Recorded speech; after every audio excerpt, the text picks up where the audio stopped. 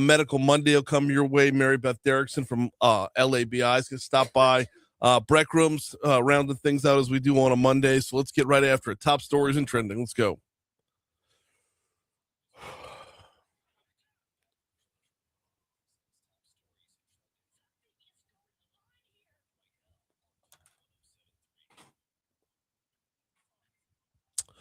Starts us off with Saturday night's elections as Louisiana voters rejected all 5 amendments. One of the ones we were really looking at was amendment number 2. That would have created given St. George the ability to create their own school district.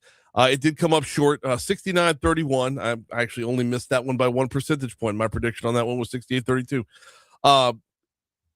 It lost here in East Baton Rouge 70-30, which is where it was going to lose by the most because you have the most animosity against it outside of the city of St. George.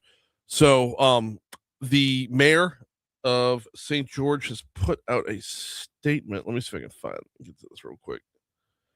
St. George has been told no before. We were told this city would never happen. It did. We were told we could not build a better local government here. We are. Yesterday's vote, because it was a Sunday statement, yesterday's vote did not go our way.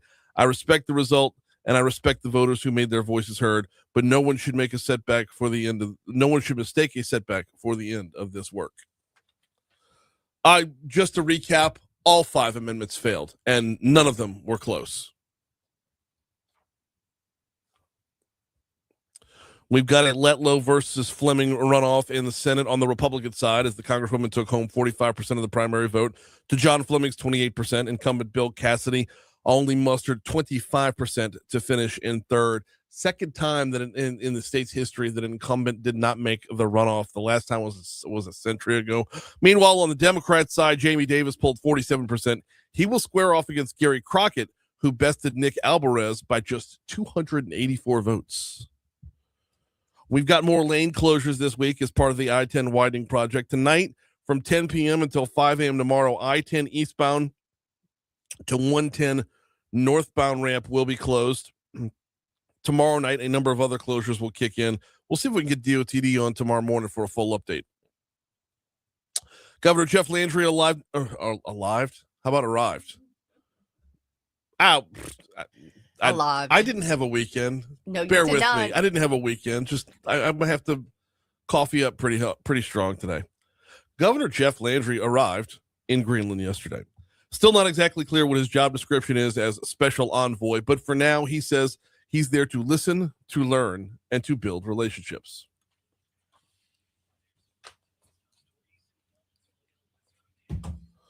A CBS News poll finds that a big number of Americans are concerned and stressed about finances as gas prices increasingly weigh on them, which here, people don't feel that there's clarity on what's happening in Iran or day to day in the Strait of Hormuz. Yeah.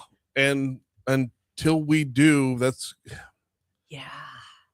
Here's my concern.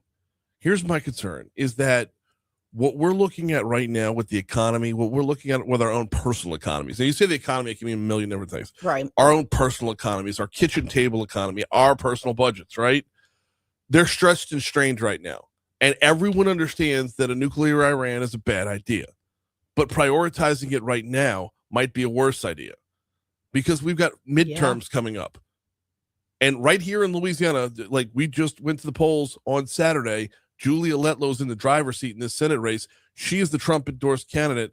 We're going out of our way to align with Donald Trump.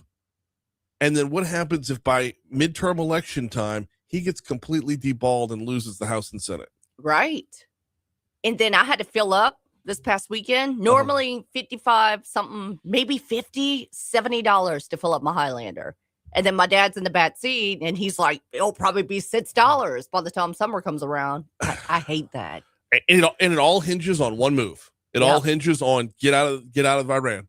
But you can't just leave him there now. No, and you can't just up and leave. You're in, you have to fix it, but you have to fix it quick, which means it's probably going to get deadly. Like deadlier. And fast. Yep. All right. 4 crew members ejected safely after 2 Navy jets collided and crashed on Sunday during an air show at the Mountain Home Air Force Base in western Idaho. Did you see the video? No. All right. Oh my gosh. Yeah. This was bonkers. Let me and they're fine. I'll show you the video during the break. Yeah, you see the parachutes open and everything. Oh, I'll my show you the Lord. video during the break. But I got a question. Like, these planes they're flying got to be $30 million a piece, $40 million a piece, and they were like paired up, like two planes mating. I don't know. But you see them like when they get so close and then they get too close and then they get entangled. Oh no. And then here. I would never fly again. No. Nope. Tell you what, as soon as we hit the break, I got the video courtesy of ABC News, so I'll show you that in the break. But it's I look at this and I'm like, well, there's a good use of $75 million. Right? All right, Loogie Magion is Loogie? I'm the one didn't have a weekend, Breland. I was in the sun all yesterday on Burbank for the soccer tournament. Our last one. Okay, you go ahead. Well, he how about Luigi Mangione?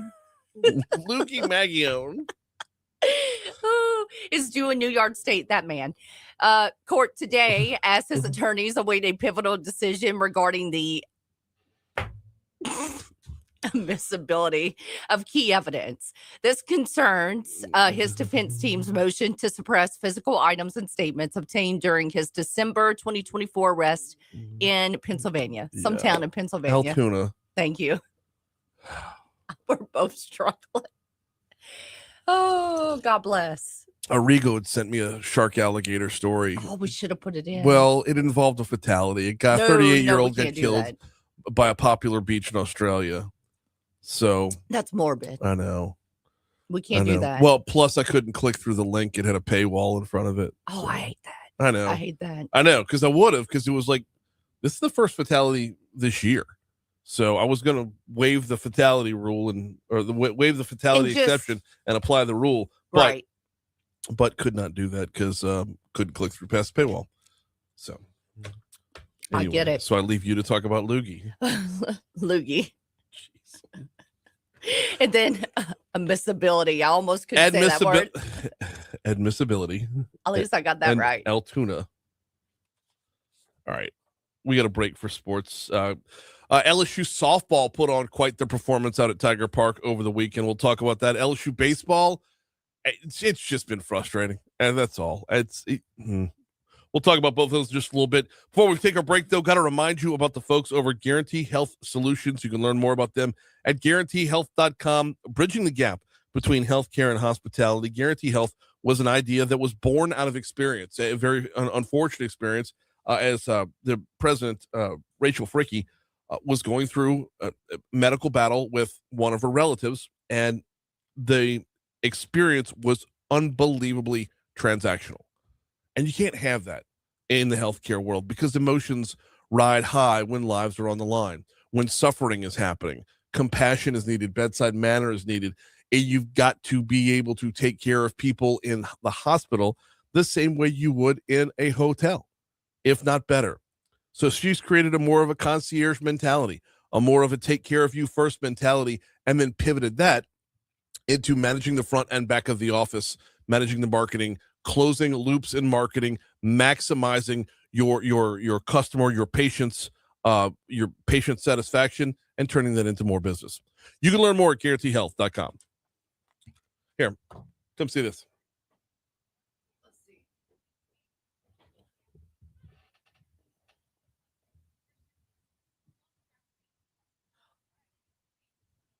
Oh my God. Holy shit. Look at them. Uh-huh. They probably should have.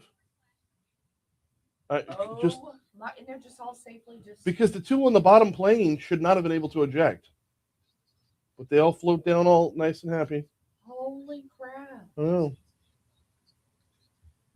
How did they make it out in time? Like, because that happens in seconds. I know. So how were they able to get out so quickly? Good for them. I don't know. But like the thought that you could have the wherewithal to hit eject, not have the plane on top of you in the way, and oh, by the way, these planes are still intermingled and and not get hit by the plane itself, or the fireball. Right. Thinking, oh, my feet. They must have knew that they were losing control.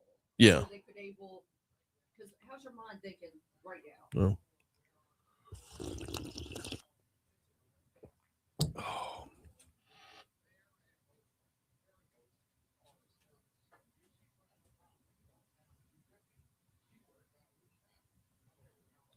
You had a 611 and a 612. That doesn't make sense. That's how they have it in the law. As back-to-back lives. So I'm assuming that they thought you could do one going into the break and one coming out. Okay. That's probably what you wanted to do. Well, no, they were both for the last segment, so. All right.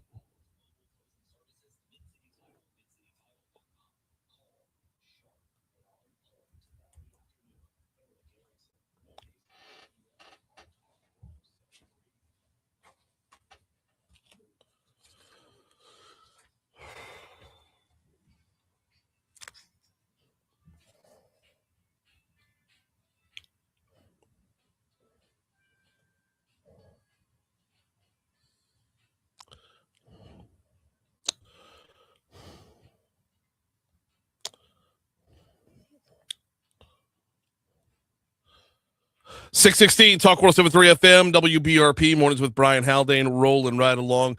Time to take a look at sports, and we are going to start off over at Tiger Park over the weekend. LSU softball put on an absolute performance over the weekend, giving up just 2 runs in 3 games. They run-ruled Akron, they run-ruled Virginia Tech, and then they beat Virginia Tech a second time, 7-2. So on Friday, it was an 8-0 6-inning game against Akron. On Saturday, it was an 8-0 6-inning game against Virginia Tech, who's number 11 in the country, by the way. And then turn that back around and beat Virginia Tech a second time on Sunday by a final score of 7-2, taking you inside the game. And I'm hesitant to play this.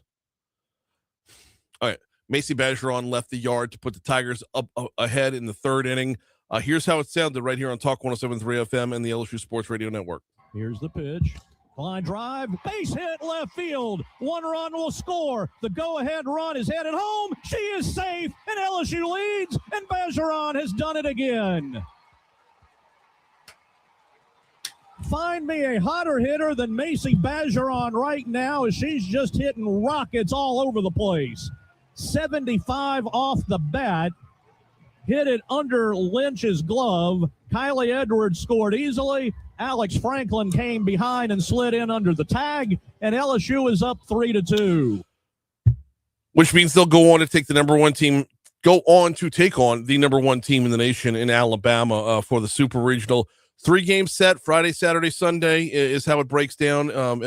You know what? I said number 1 team. They're the number 3 team in the nation. They're the number 1 overall seed in the tournament. But Friday, Saturday, Sunday, right here on Talk 107.3. Of course, that Sunday is if necessary. 6 p.m. Friday will be game 1 in that. I'm keeping one eye on the clock, and I want to talk LSU baseball, but I also want to make sure we're staying on time. So let me take just a quick second instead to remind you about the folks over at Industry Makes. IndustryMakes.org is the website. IndustryMakes.org. This has been a mission that put together this website to kind of be the return serve for Louisiana's manufacturing sector. I know the manufacturing sector and the businesses support it. They can't just stand on the sidelines while others tell their story. And how often do you hear others telling their story? How often do you see protests at every turn? How often do you see negative information about everything from the air and byproduct to the myth of Cancer Alley? I mean, when we're talking about the people who are working hard every single day to do it cleaner, to do it better, to do it more efficiently than the rest of the nation. That's where IndustryMakes.org comes in. If you want to learn more, visit IndustryMakes.org. All right, Fox Business Report coming your way. I'll check traffic on the back end of that. We'll talk a little LSU baseball, and I'll start into some election recap next.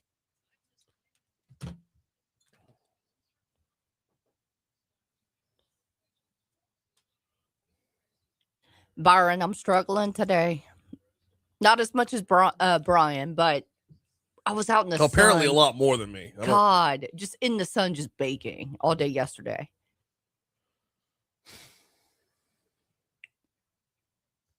Soccer is done, no, thank God.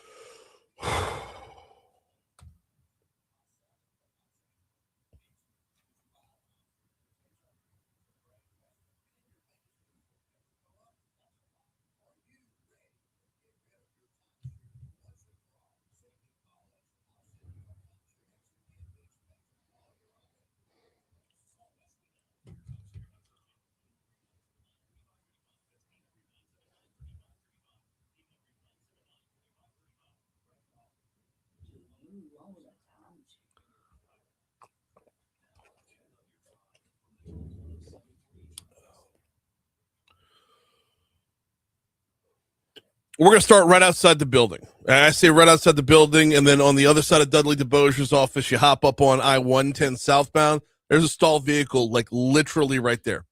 So I looked out the window. Go outside. No, yeah, look out the window. You can see it.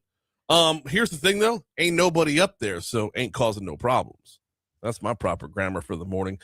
We got a stalled vehicle on 110 southbound, right by the Government Street exit. But like I said, there's no volume, so we're good to go there. Meanwhile, on I-12 westbound coming in from Livingston Parish, a little bit lighter than normal to start off your Monday morning. Normally, we see some volume by this time by Range Avenue. Not the case. Now, however, as you get into town from roughly the Drusilla Lane exit through the 10-12 merge, you're going to find a little bit of volume there. Not nearly enough to make you want to change your route.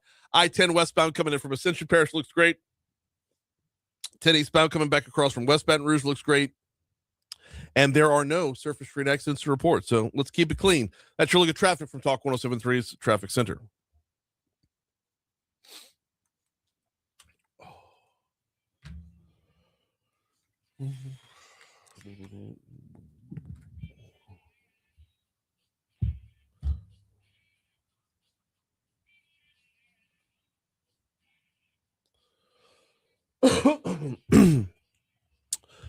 624 Talk 107.3 FM WBRP, digging back in on election coverage. We were here 8 to 10 on election night. By the way, let me give you a little shout out to my good friend Anna Johnson, who sat in with me, and of course Decade Wazan, who produced.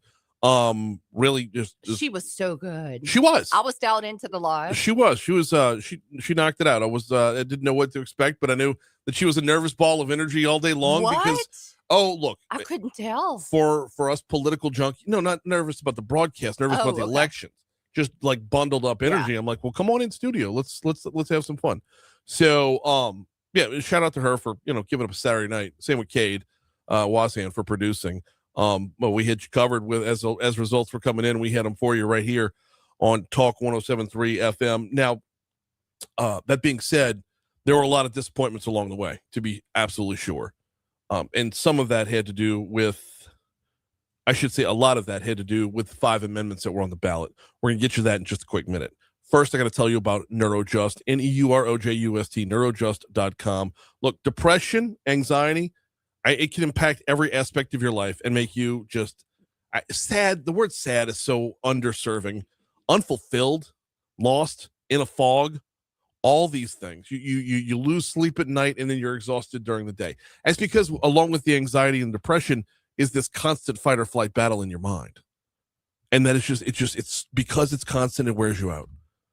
Neurojust specializes in a little something different. They're not going to write you off a quick prescription for antidepressants. They specialize in TMS therapy, which is backed by over 30 years of research, has an 85% response rate. It's FDA approved, and they will make sure that you're covered by your insurance. So they'll go to every length to make sure that you're covered by your insurance.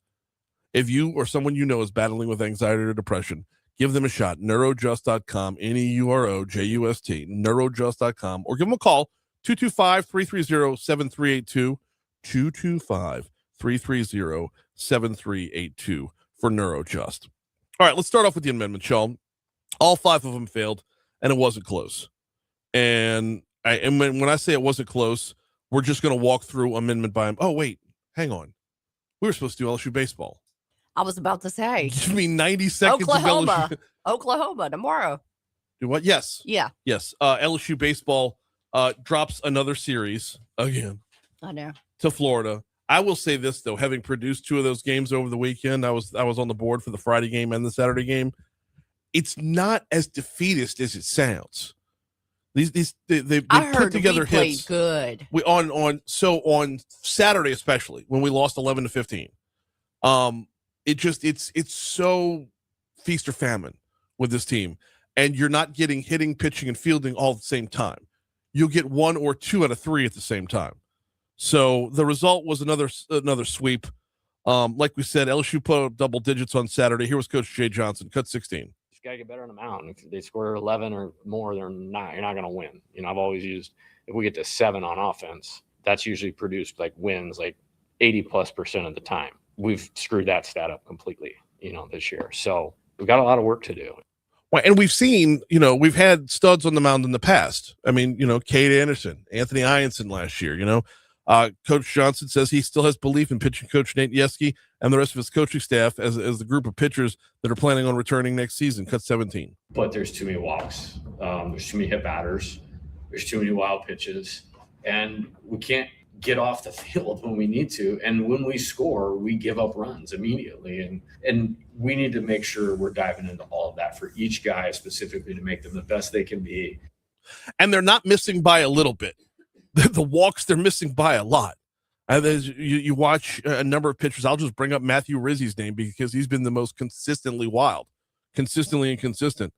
He's not missing the plate by a little bit. He's missing the plate by a lot. So, yeah, there's a lot of offseason work to do. Now, before they get to the offseason, they've got the SEC tournament. If they want to make the postseason, they got to run the table here. Oklahoma will be an 8 p.m. start time tomorrow night. 8 p.m. start time at the Hoover Met. It'll be on our sister station, Eagle 98.1. Airtime will be 7:30 on the LSU Sports Radio Network. Chris Blair, of course, will be on the call there. And, they've got to run the table, but crazy things have happened at the SEC tournament, especially when you have the late game. Anybody remember the fog game from a few years ago? Anybody remember one Todd Peterson from a few years ago? If you wanted to hold out hope for a couple more games, you can. And it starts tomorrow night. All right, back to it with the amendments that were on the ballot. Like I said, all 5 of them failed and failed hard. The first amendment, the amendment number 1, would have authorized the addition or removal of positions in the unclassified state civil service by law, basically making it easier to fire government employees. That one falls 78-22. That one was dead the moment polls closed. Amendment number 2 was the St. George Community School District. Actually, I'm looking at the numbers here. 64-36 was the final score on that one. So that actually tightened up a little bit in the overnight hours, Saturday into Sunday morning, as the final precincts came in. And that one is one that concerns me because that is one where the state should have zero reason to be involved in this election. This affects St. George. This affects East Baton Rouge. It does not affect the 63 other parishes. And there was such an overwhelming statewide sentiment to vote no across the board that it had excess effects on other amendments.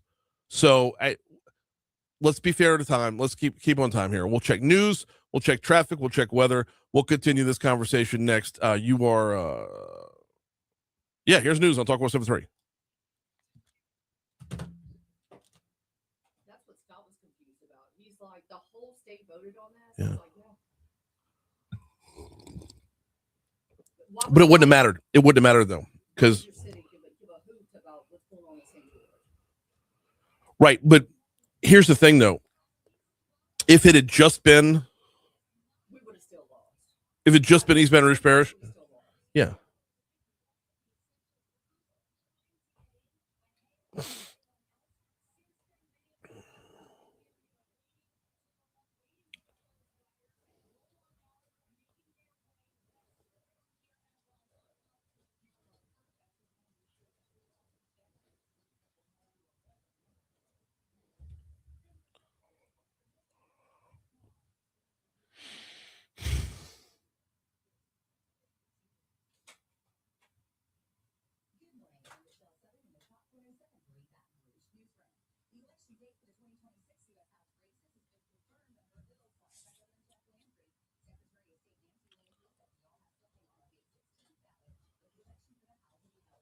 Is this Friday?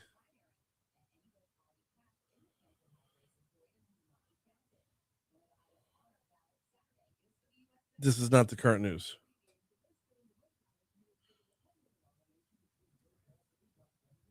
I'm going to assume that 7:30 and 8:30 will run, so I'm going to have to fire it up myself. We just need to make sure they're right. This is kill it. Just get out of it. It's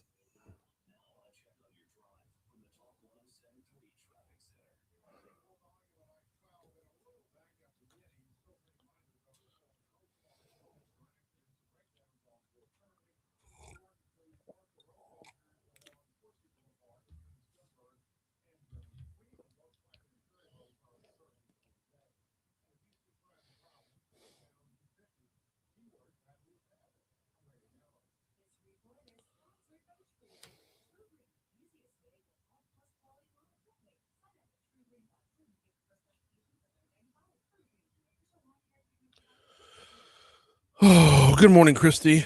I haven't even opened the Facebook yet, so I don't even know if you're in, but I'm hoping you are. Debbie said WBRZ breaking into the hockey game to let Cassidy's speeches were uncalled for and annoying. Who said that? That's the first time anybody's ever complained about hockey being pulled off of TV. I love hockey. I'm not Okay. but I can watch it on my phone, you know? It's because we're in the Stanley Cup playoffs right now. Okay. Well, yeah. It's breaking news, though. I know.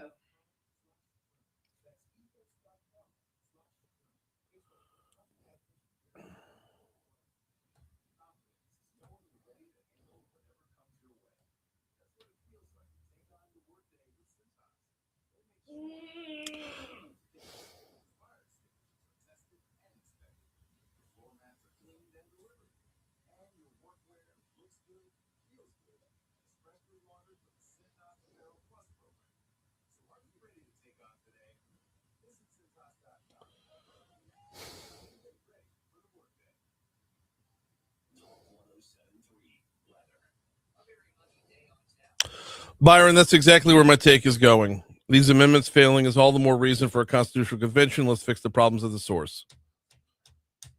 But the problem is, in order to have a constitutional convention, that's going to have to pass by a popular vote as well.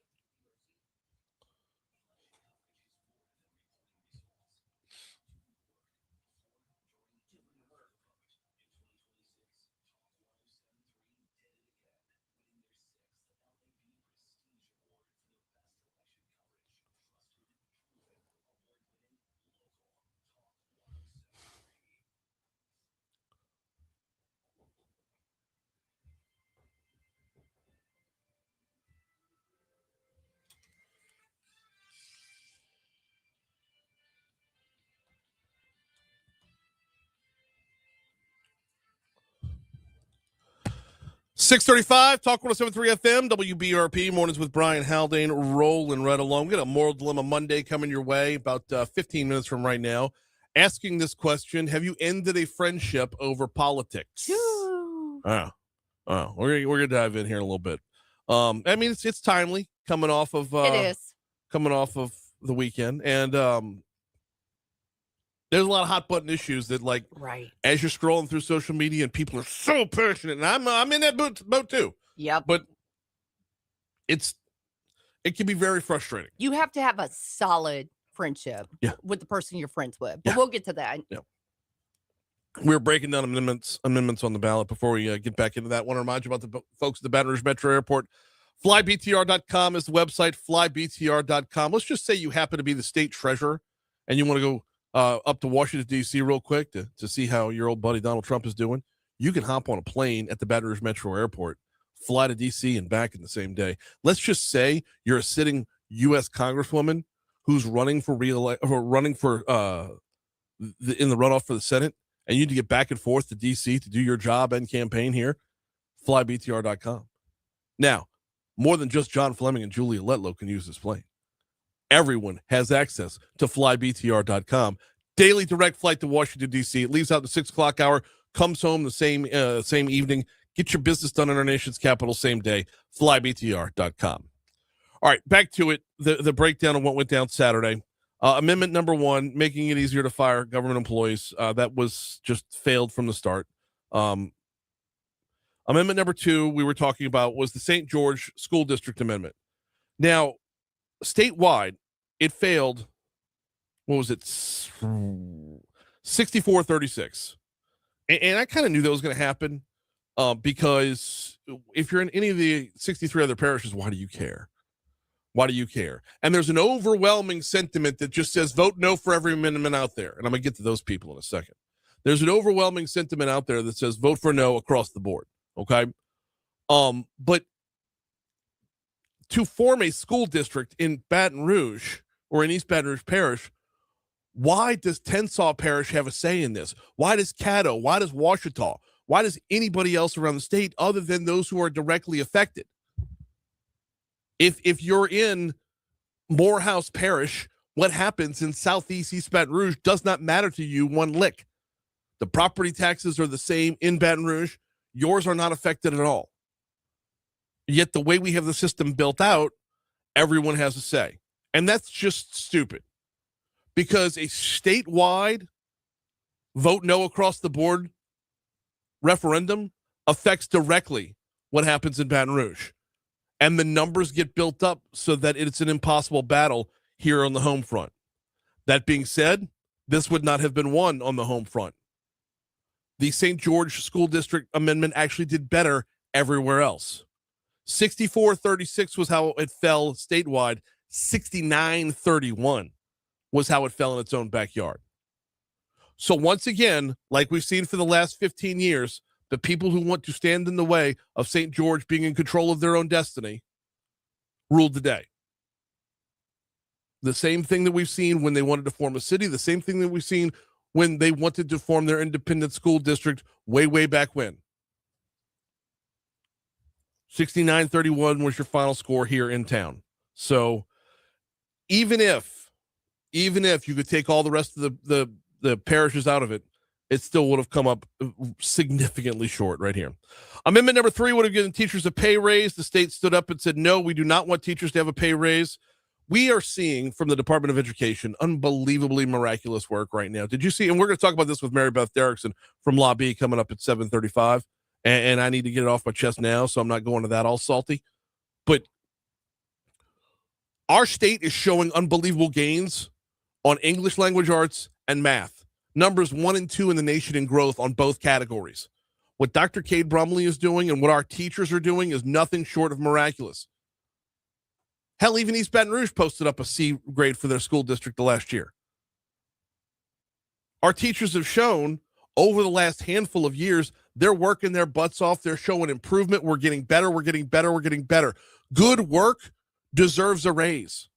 Our legislature found a way to put a raise, a permanent raise on the ballot. And we just said no, because the trust funds, the 3 trust funds that have been sitting around, 2 of which since the 80s, 1 of which is continually filled in perpetuity. So even if you drain it, it's going to fill back up again. Those trust funds were more valuable with money sitting there that's unbelievably difficult to acquire and utilize for like the Education Excellence Program. That money was more important than it is in teachers' pockets. We looked at those 2 things and said, you teachers who are doing awesome work, yeah, no, it's tough. Stick it. Find another way. The money we're sitting on, we have to continue sitting on. Constitutional Amendment number 4. Oh, by the way, 5842 was the teachers' pay raise amendment. That was the closest one on the night. Constitutional Amendment number 4 would have allowed parishes individually to tinker with their inventory tax. Constitutional Amendment number 4 would have given more autonomy to each parish to determine their own destiny. And that seems to be a running theme. Determining your own destiny is verboten. 66-34, your final score on that one. This did not eliminate the inventory tax. This did not lower the inventory tax. All this would have done was allowed parishes to handle it on their own. That one came up short. Constitutional Amendment number 5, 77-23, your final score there. It would have moved the mandatory retirement age of judges from 70 up to 75. I'm not going to go into that one much because it was just that one was dead on arrival as well. So that's how your amendments fared. Meanwhile, in the Senate race, if we can move over to that right quick, you got all those cuts lined up because LRN gave us just a whole stack. Yep, I'm ready to roll. Okay, yeah, they gave us a stack, and I want to use all of them. For just the second time in Louisiana's history, an incumbent U.S. senator has not been reelected in the last 94 years. Cassidy finished third in the Senate Republican primary, while Congresswoman Julia Letlow, State Treasurer John Fleming advanced to that June 27th runoff. Cassidy told supporters on Saturday it was a privilege to have represented Louisiana. Cut 10, please. I've had the privilege of representing the state of Louisiana for 12 years. I've been able to participate in democracy. And when you participate in democracy, sometimes it doesn't turn out the way you want it to. But you don't pout, you don't whine, you don't claim the election was stolen.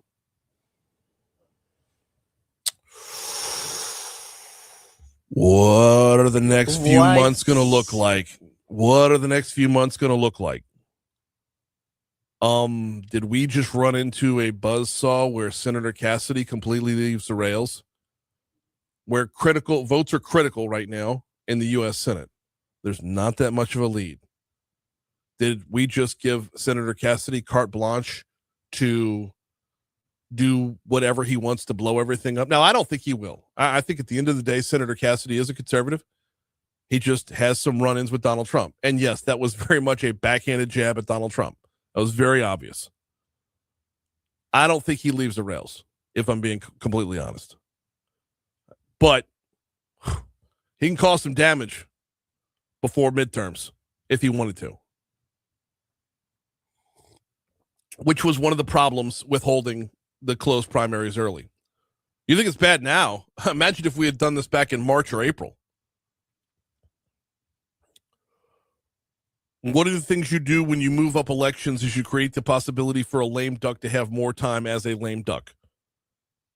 You have more opportunity for Bill Cassidy to go all Michael Douglas and falling down.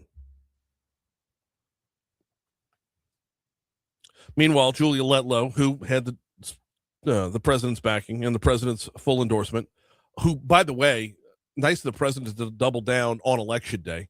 I don't know if did everybody get the video get the text with the video? That was pretty cool. Anyway, she won the Senate Republican primary with 45% of the vote. Congresswoman says the president's support helped her withstand $26 million in negative advertisements against her. Cut 11. That's another testament to the president's endorsement and how powerful it is in Louisiana that we were still able to garner 45% of the vote despite the negativity. There's a lot of negativity towards Letlow, a lot of negativity towards Fleming as well. I mean, and nobody was getting as much negativity as Bill Cassidy, but nonetheless, it was a very, very negative primary. Now the question then becomes, as you move to the runoff, are we going to see the negativity persist?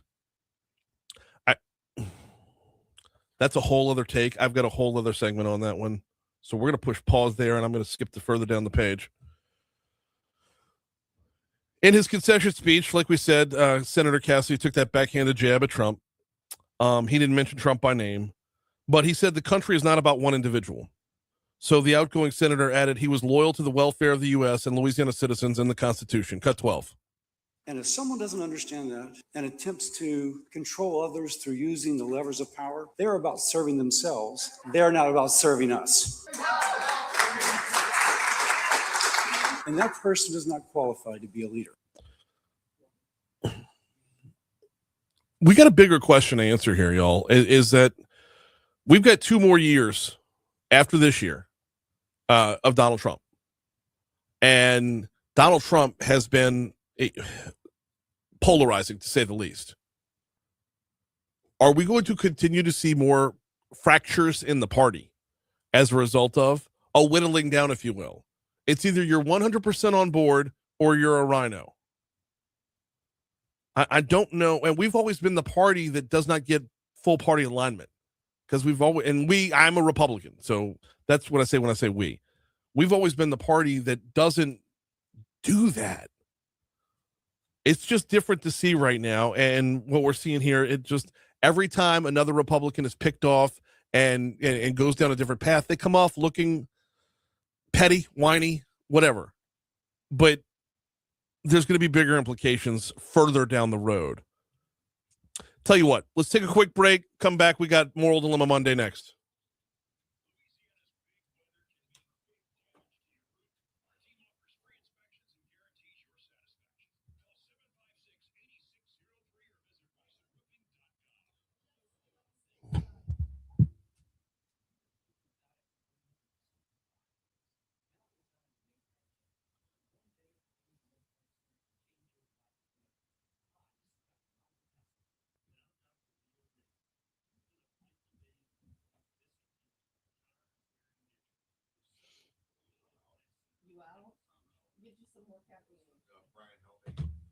Do what? Brian Haldane, you are a veritable coffee guy. Oh, you're welcome.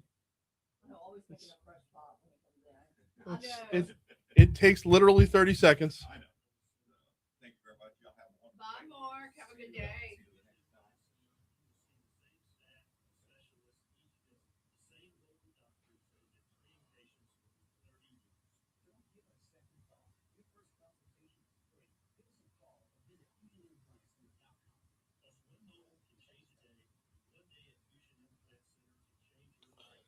All right.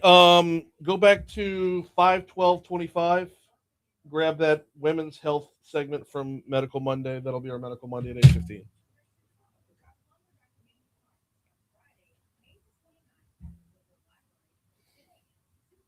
Dr. Farley or Dr. Michael?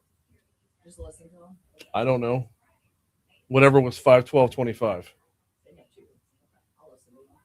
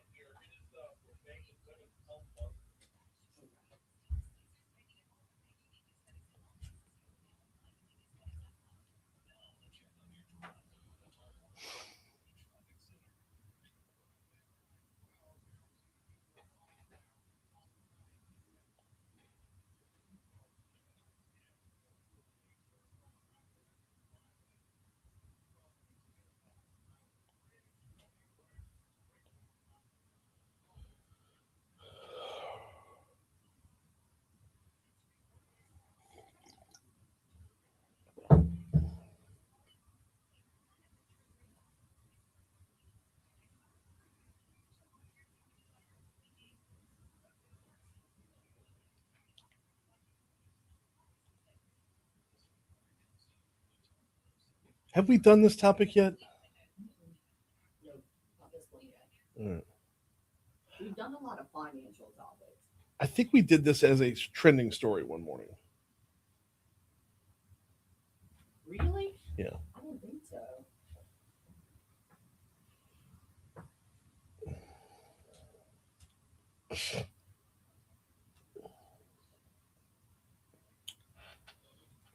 All right, Facebook, I need your comments. Have you ever ended a friendship over politics? Or worse, a marriage. God.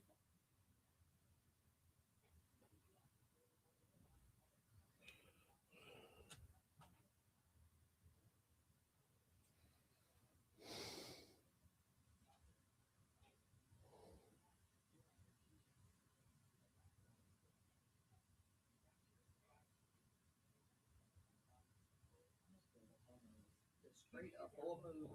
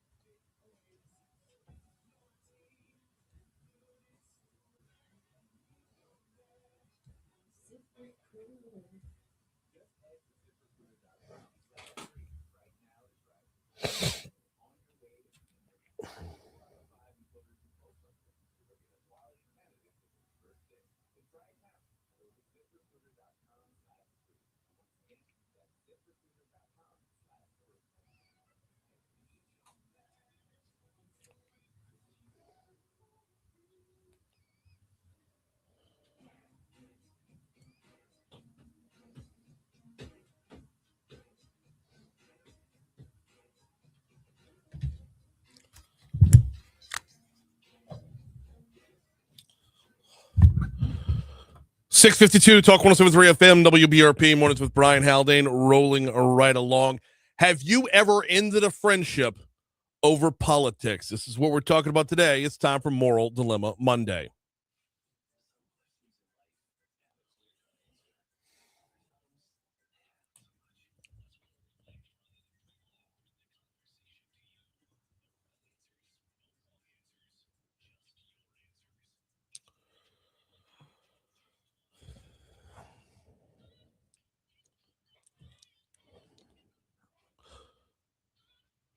A large-scale study published by PNAS Nexus found that 37% of Americans reported losing a relationship with a friend, a family member, a romantic partner, or coworker because of political differences. Has this been you?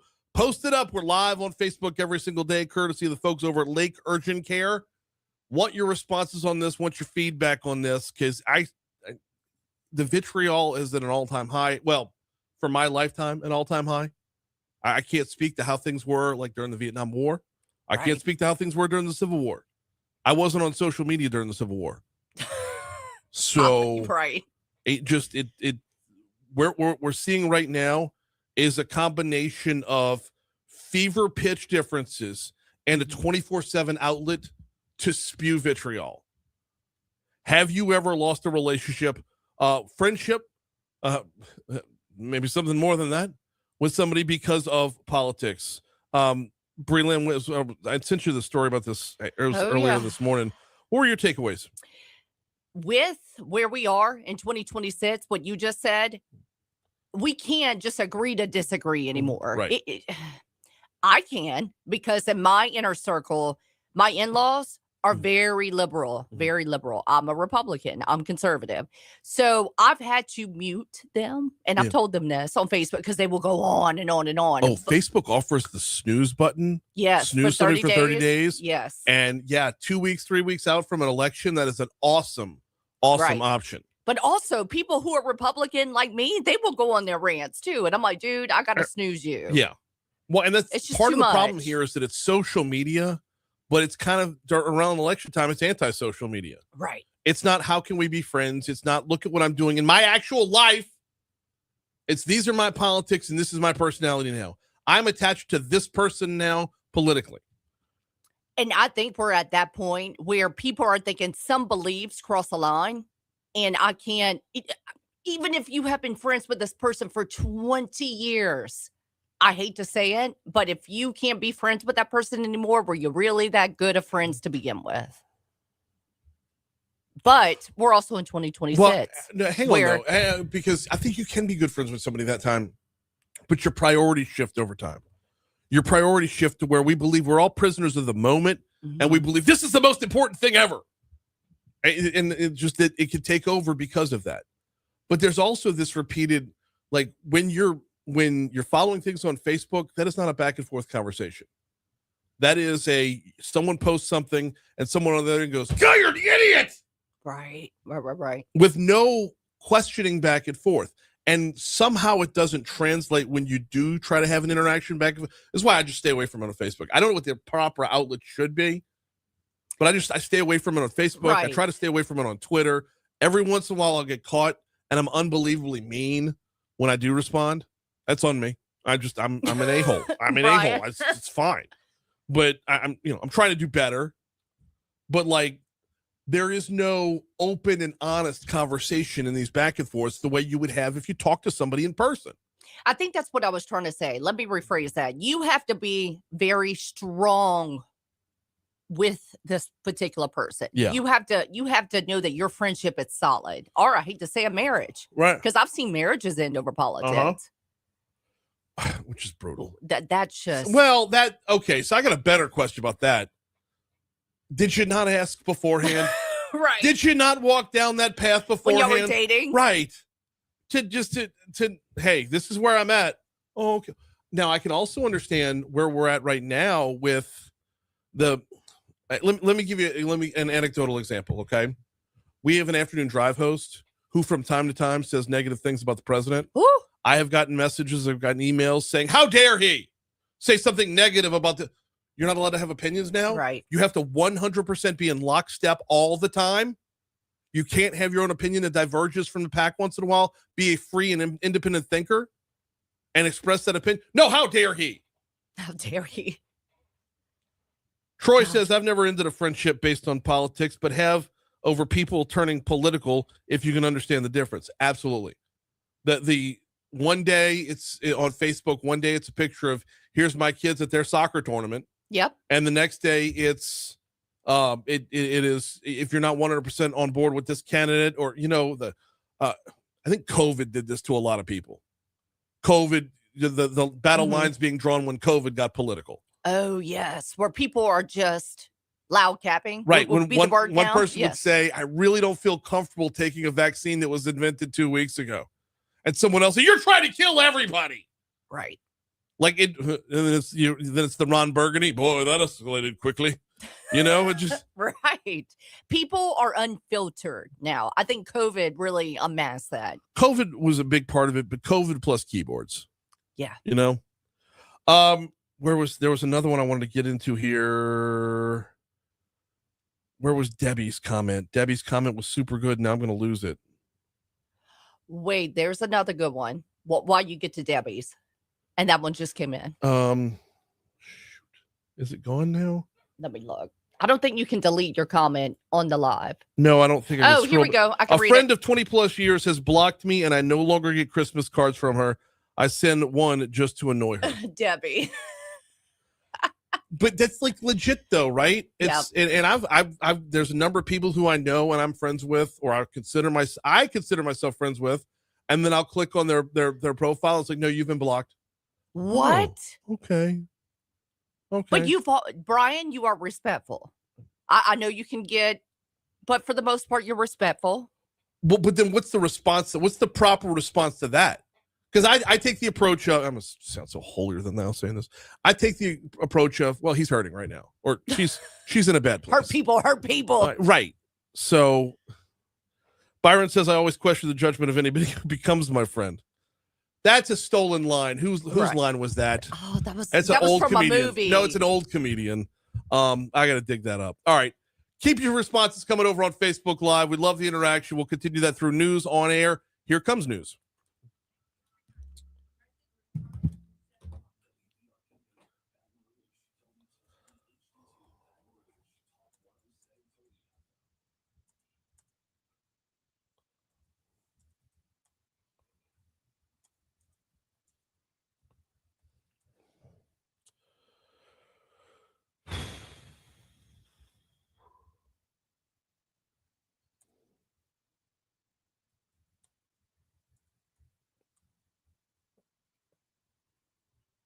I think that one's a good one.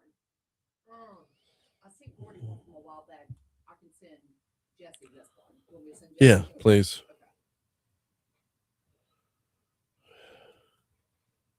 Okay. Whose quote is that one?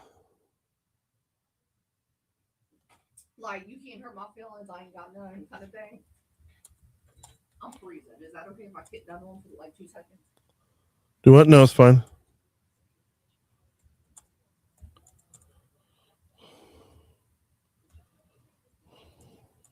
Luigi Mangione. Luigi.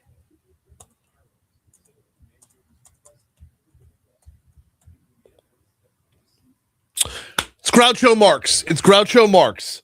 Who's that? Are you fucking serious right now? Groucho Marx? I don't know who that is. Hold on. Groucho Marx?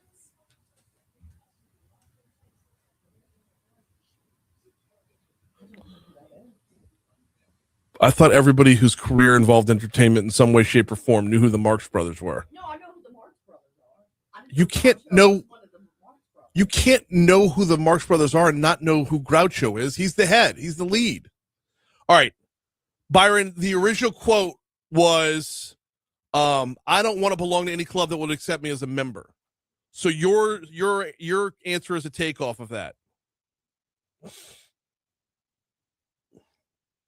Stacy said, "Oh, Stacy and Bubba, get your own accounts."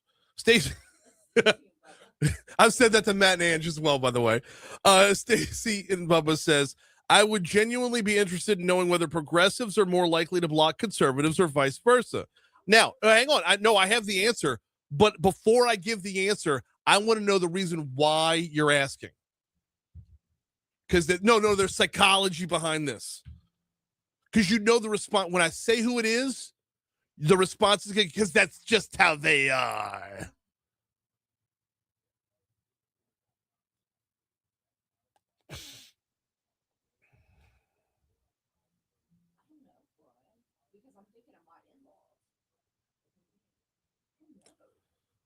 What, you got to broaden out.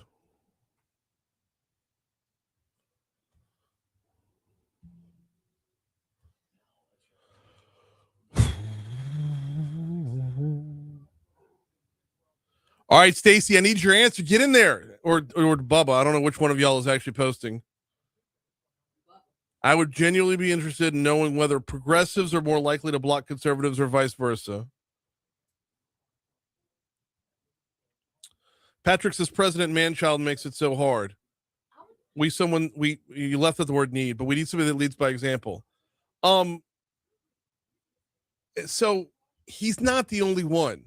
But, like, can you blame Bill Cassidy for taking shots at the president in his concession speech when the president comes out and says Bill Cassidy's a horrible person and I'm glad his career is over? He's not a horrible person. He's a lifelong doctor, a charity hospital doctor at that. I saw that and I'm like, ooh. Renee says I would not call liberals progressive. Okay, so I got my answer. Because while I think it will be progressives are more likely, it's not because they are more intolerant. Ooh. Well, you just stopped me in my tracks, boss. That is not where I thought you were going. It is Democrats. Democrats were more likely than Republicans to report a political breakup, and among those who had one, 66% of Democrats said they were the ones who ended it compared to the 27% of Republicans. Yep. So I don't know that I've seen Stacy and Bubba in here before. Awesome contribution to the conversation. Great job. Keep it up. Do what?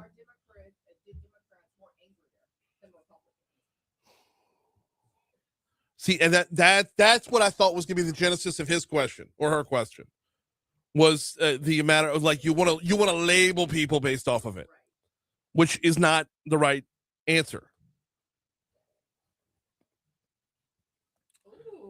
Stacy or Bubba's on it today. Are you seeing that? It's likely because they're out of power in all branches of government. Holy crap. I know. I wonder if that's killing it. Well, you can be sexist now too? Right. 705 Talk 107.3 FM WBRP. Mornings with Brian Haldane, rolling right along. Hour 2 coming your way right now. Brian here with you. Bree Lynn producing, starting off your 7 o'clock hour at 73 degrees in downtown Baton Rouge as we broadcast live from the 180 Pros studio. Kudos to the glorified crew in the chat. They are on it. You know where it says their Facebook crew is their Facebook fam. Yeah. You know, In the Clarerborough fam. So, right. Yeah. No, over here it's a glorified crew. It's another Sopranos reference that just kind of birthed organically. In the Sopranos, it was you had the 5 families in New York, and you got that thing over in New Jersey. Yeah. They're not a family, they're a glorified crew. So that's what we got rolling over in our chat. But big shout out for the continued conversation. Talking about have you ever actively lost a friend, and whether you're the one that pulled the trigger or on the receiving end over politics. Great conversation over there. And as always, we appreciate the back and forth. I do want to follow up on that. I know we got to get to top stories, and I know we're running long here, and Moon's coming up in a little bit. But I don't know if this is Stacy or Bubba. Got to call you out for having the joint account. But says, where did the first comment go? I would be genuinely interested in knowing whether progressives are more likely to block conservatives or vice versa. And I said, I'll give you the answer to that as soon as you tell me why you're asking that question. Because I was expecting a more divisive answer to the question. I was expecting because that's how those people are. Well, I went there. right. I said, are Democrats angrier? Right. Is that why? And Democrats believe that Republicans are Nazis. Yeah. So, like, either way, you're already painted into a corner based off of someone else's perception of you. And the answer I got was because while I think it will be progressives are more likely, it's not because they're more intolerant.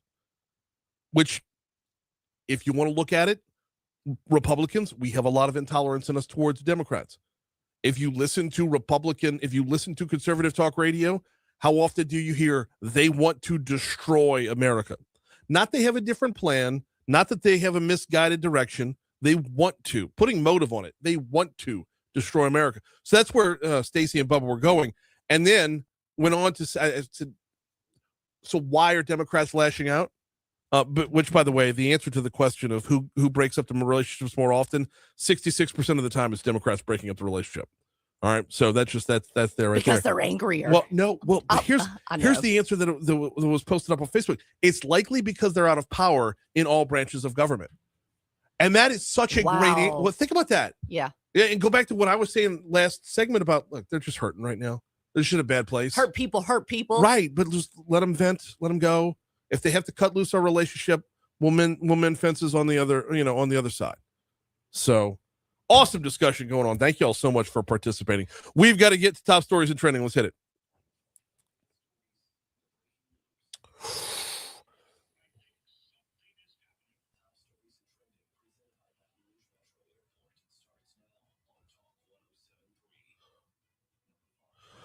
Oh, we've got a story that we're going to dig into as the week wears on. A former White Castle town clerk deposited more than $19,000 in local government money into her own personal accounts. This coming from an auditor released by the Legislative Auditor's Office. According to the independent audit, the fraud began sometime in 2024, continued into 2025 when it was uncovered. The town clerk was subsequently fired and arrested after that fraud was uncovered. A new clerk has since been hired. Our news partners over at WBRZ have the full story. We've got more lane closures this week as part of the I-10 widening project. Tonight from 10 p.m. till 5 a.m. tomorrow, I-10 eastbound to 110 northbound. That ramp will be closed. And tomorrow night, there's a number of other closures going to kick in. I'm going to see if we can't get Rodney Mallet over on the show tomorrow morning to give us the full breakdown. All 5 constitutional amendments failed, and it wasn't close. We've got a Letlow versus Fleming Senate runoff on the Republican side as the Congresswoman took home 45% of the primary vote to John Fleming's 28%. Incumbent Bill Cassidy only mustered 25% to finish third. On the Democrat side, Jamie Davis pulled 47%. He will square off against Gary Crockett, who bested Nick Alvarez by just 284 votes. Governor Jeff Landry has arrived in Greenland. I got there yesterday. Now, still not exactly clear what the full job description is for a special envoy, but for now, the governor says he's there to listen, to learn, and to build relationships.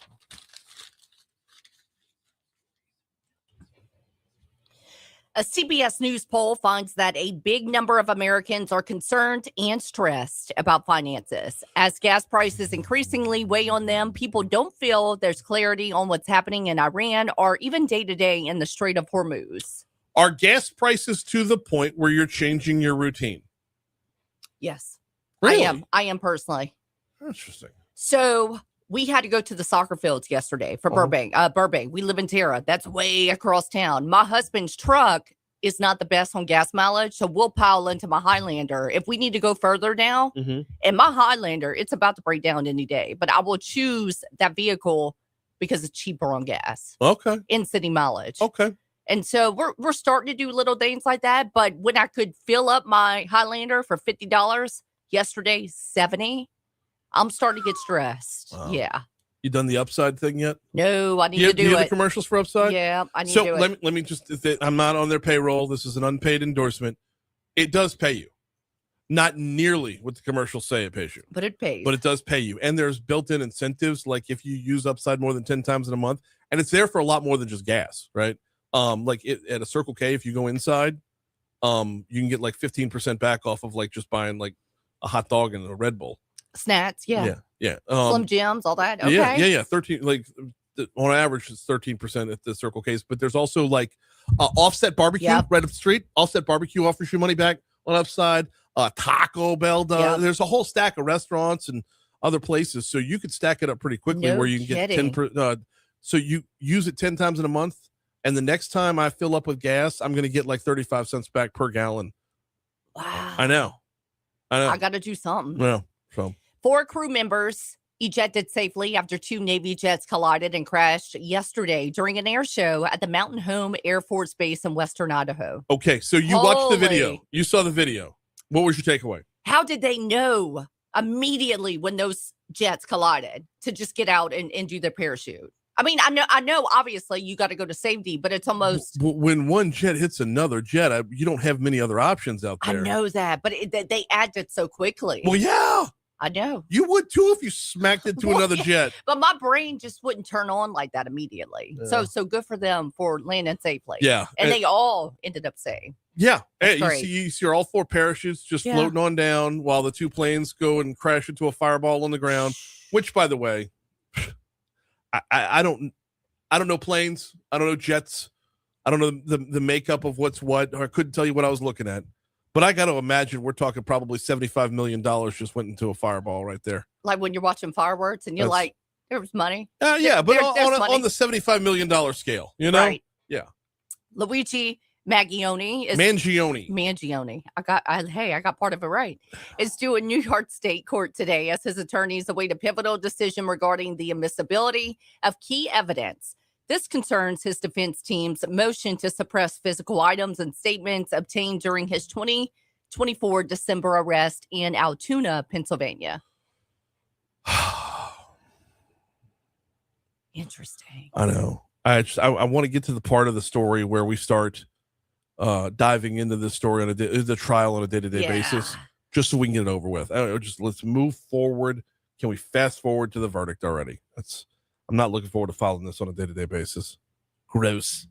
7:14 at Talk 107.3 FM. We are running long, so let's go ahead and break right here. Coming up on the backside of the break, normally we have Medical Monday this time. We're pushing Medical Monday back to get Moon Griffon in here for his analysis of what went down on Saturday. Moon's got a TV hit coming up at 8:15, so we're flipping things around a little bit. Moon Griffon after this.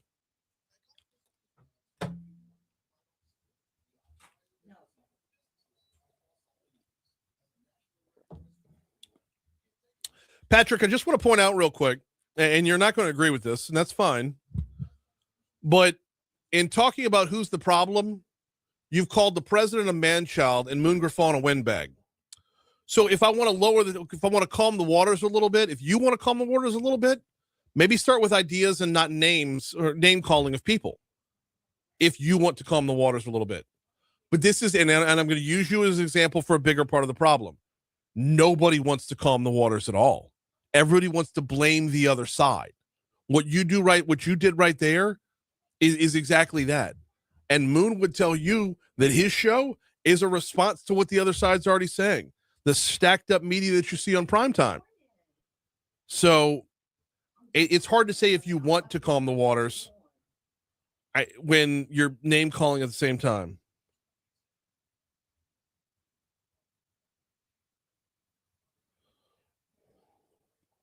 Oh no, his Newsmax got canceled. Regardless.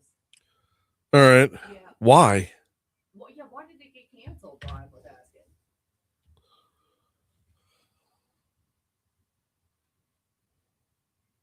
They were moving him around. 9 times since Friday, and they've canceled every single one of them. Really? Yeah. All right, let's talk about that. Okay. Brian's gonna want to lead with that. Okay. I know he's laughing.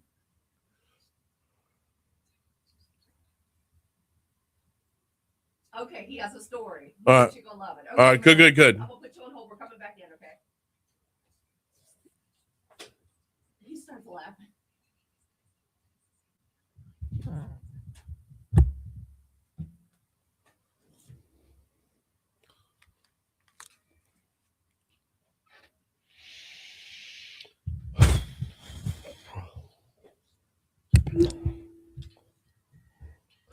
$7:16 Talk 107.3 FM WBRP mornings with Brian Haldane rolling right along. Normally this is when we check in with Our Lady of the Lake for Medical Monday. We're going to do that in our next hour. Right now we got Moon Griffon on the hotline, who I understand had a little bit of blip on his rescheduling as well. Moon, how are you, brother?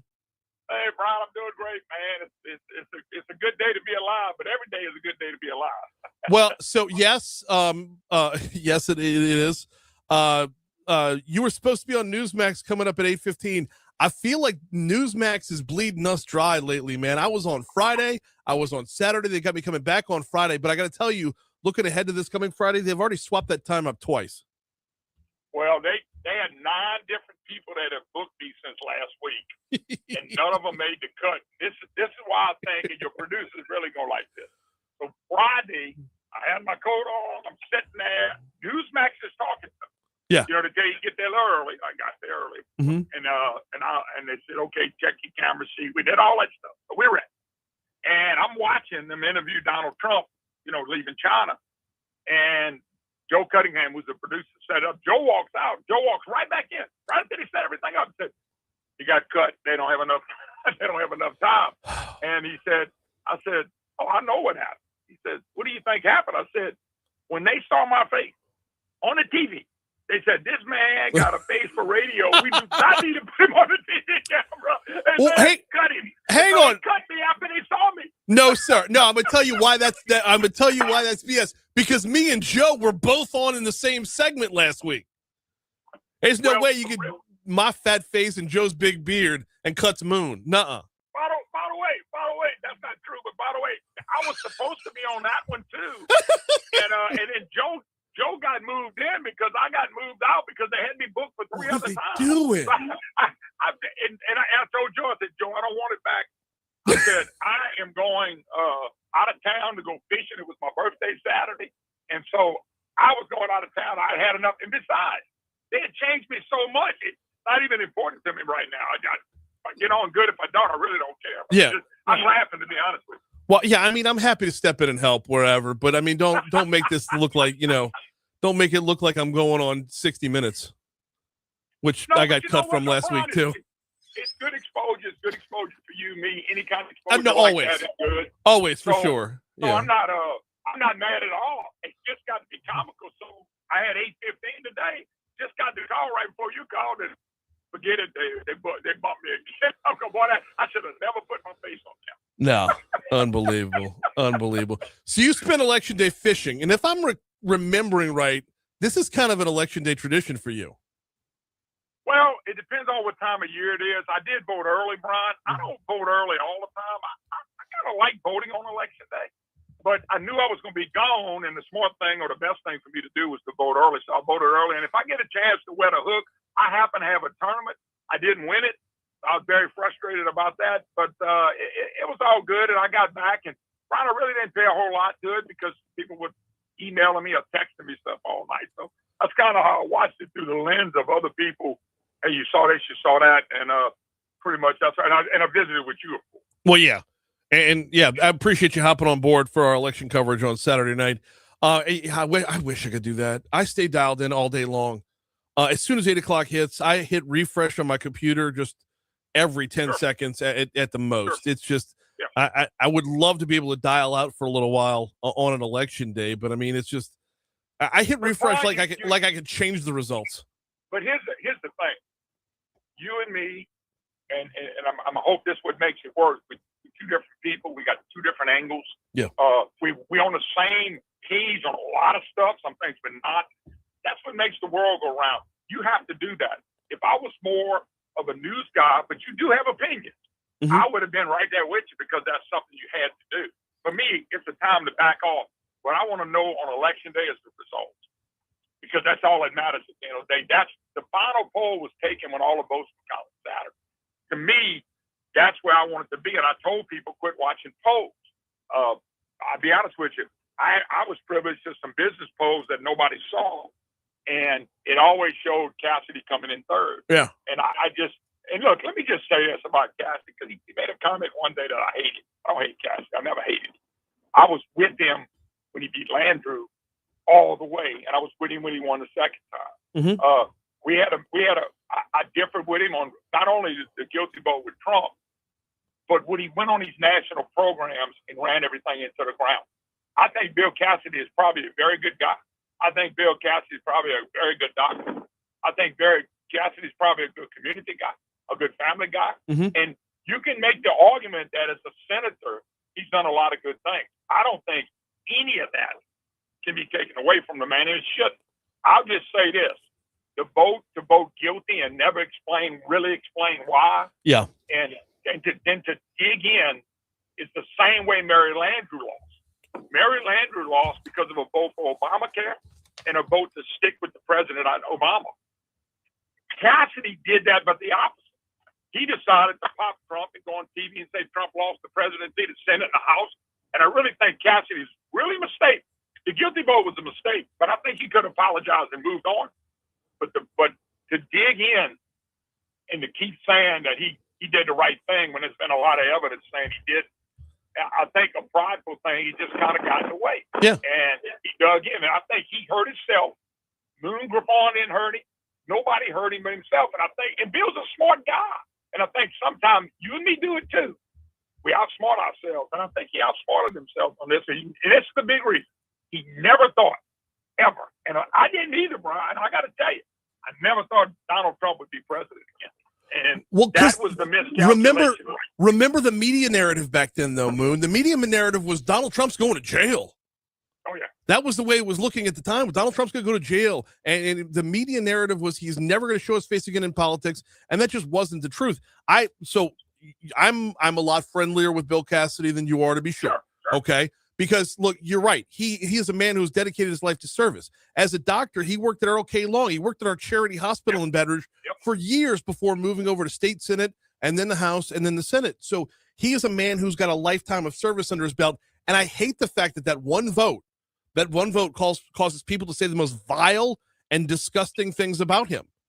A lifetime of service negated by that. And if he had come out at the time, and if we were all being honest with ourselves about what went down on January 6, 2021, if he had said, I voted emotionally, I voted off of my emotions based off of what my staffers were in the hallway, they were scared.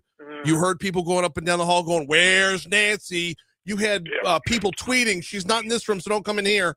Like, if we go back in time to that, we can all understand what it's like to have the door of your house kicked in and feeling violated and getting a little emotional. But he put that off for over 2 years before coming to terms with that.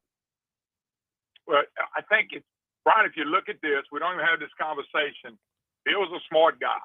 He had to look at the thing. Remember, there was a procedural vote, and he voted to move forward.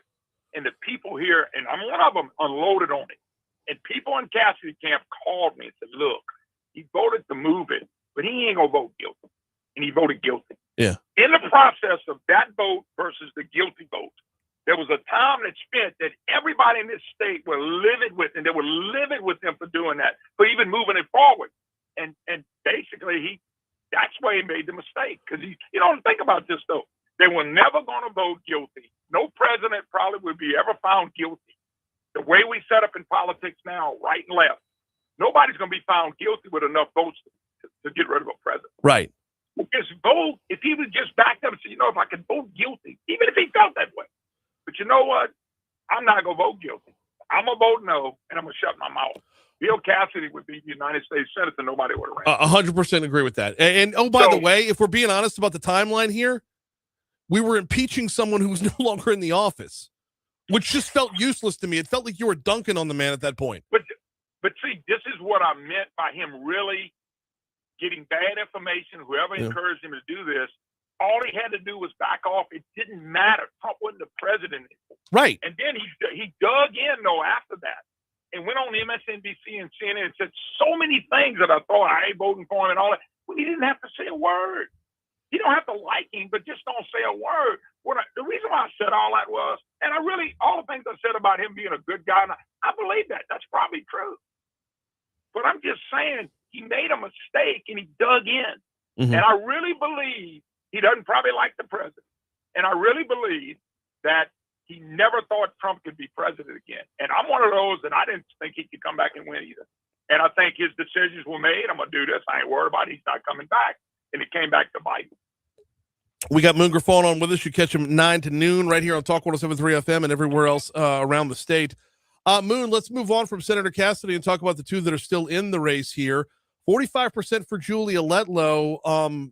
That is, I'll be honest, that's higher than I thought. I had her pegged at like 36 to 38%. But there's clearly a good chunk that that I missed out on somehow. Well, I tell you, Brian, and it's where my heart is, and I'm just really disheartened about the election. I thought I would be excited that Cassidy was gotten beaten. I'm not. I'm more disturbed about her getting 45 and Fleming coming down, and I'll tell you why. But what I'm disturbed is not about Julia, and it's not about Fleming. Mm-hmm. It's about dark money from the governor and the money they put to absolutely bring 10 points off Fleming. And I'm telling you, that dark money and nasty ads, and he's with ISIS and he's Fauci, all that stuff's lies. A lot about it, and that's dark money from hell. And I've seen this happen with Doc Abraham with Risponi. And people say, I don't like to vote negative ads, but they read it and they believe it. And they voted that way. And I think they pulled him off, went directly to Julia Letlow, which means the runoff is a tough runoff. But remember, it's a different race now. Yeah. We only have, Brian, I don't know, did you look at the numbers? I didn't look at total numbers, but the Republican vote on a Republican primary, if I said 400,000 plus, am I about right? 400,000. I just have to scroll back up. I'll be able to tell you in 2 seconds. 401,118. Yes.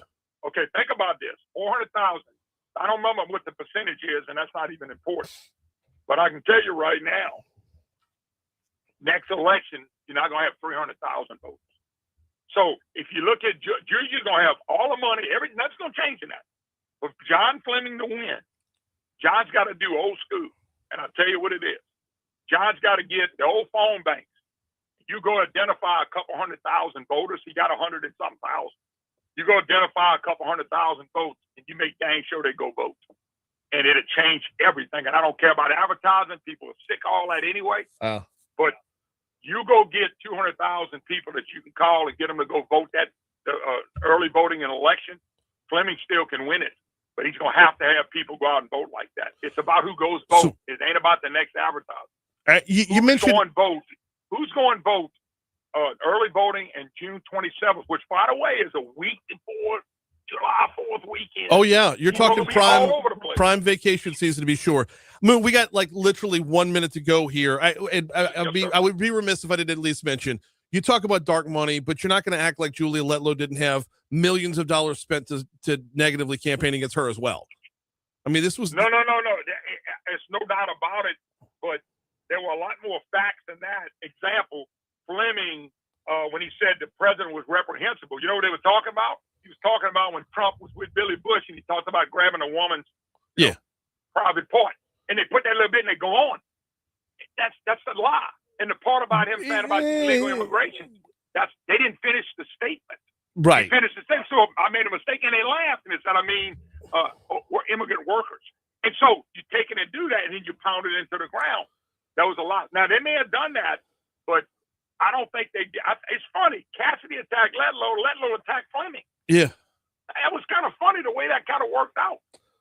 Well, that's where we're going to have to call it because we got news coming up. You're picking it up at 9 o'clock. He's Moon Griffon. We'll talk to you then, brother. Thank you so much. Always. Here's news. So much to get off my chest. Your brain's doing this.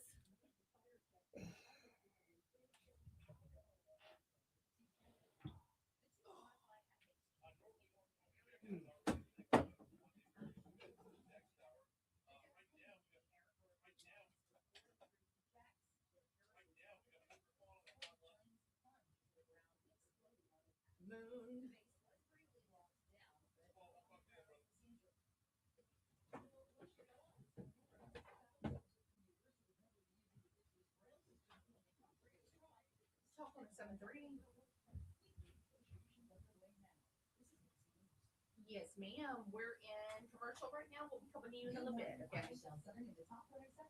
Okay. The Republican candidates in the U.S. Senate race on our Saturday ballot, including incumbent Bill Cassidy, Julia Letlow. What the hell? LSU political science professor Robert Hogan says there's been now a check on your drive from the Talk 107.3 Traffic Center. Okay.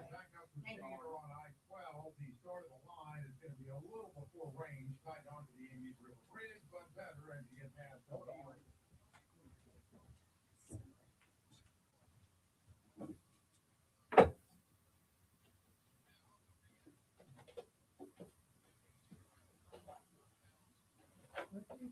full news call. And what was it? The wrong news again? Yeah, we're trying to get the full. I see a Jean on the cuts. I'm trying to tee it up before we.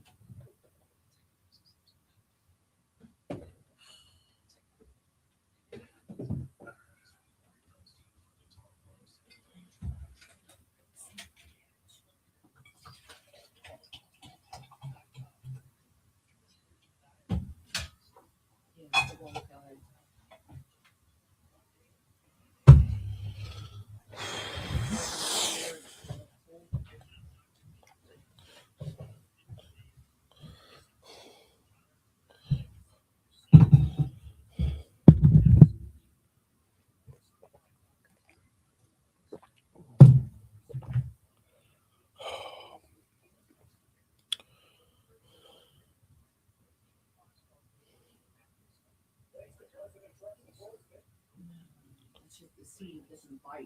20 I need the full news call.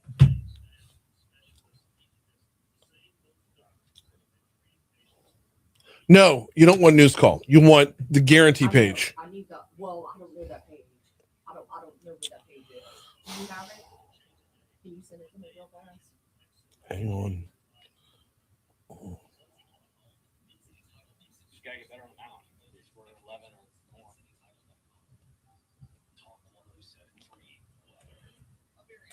Okay, you see in the URL where it says news call?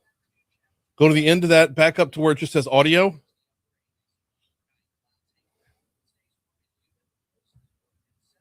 News.louisianaradionetwork.com. No, affiliates.louisianaradionetwork.com.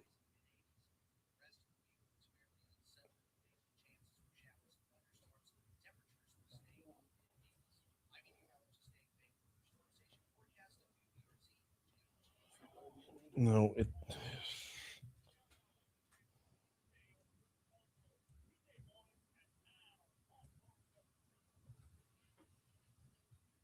have to tee it up for 8:30 next hour. There.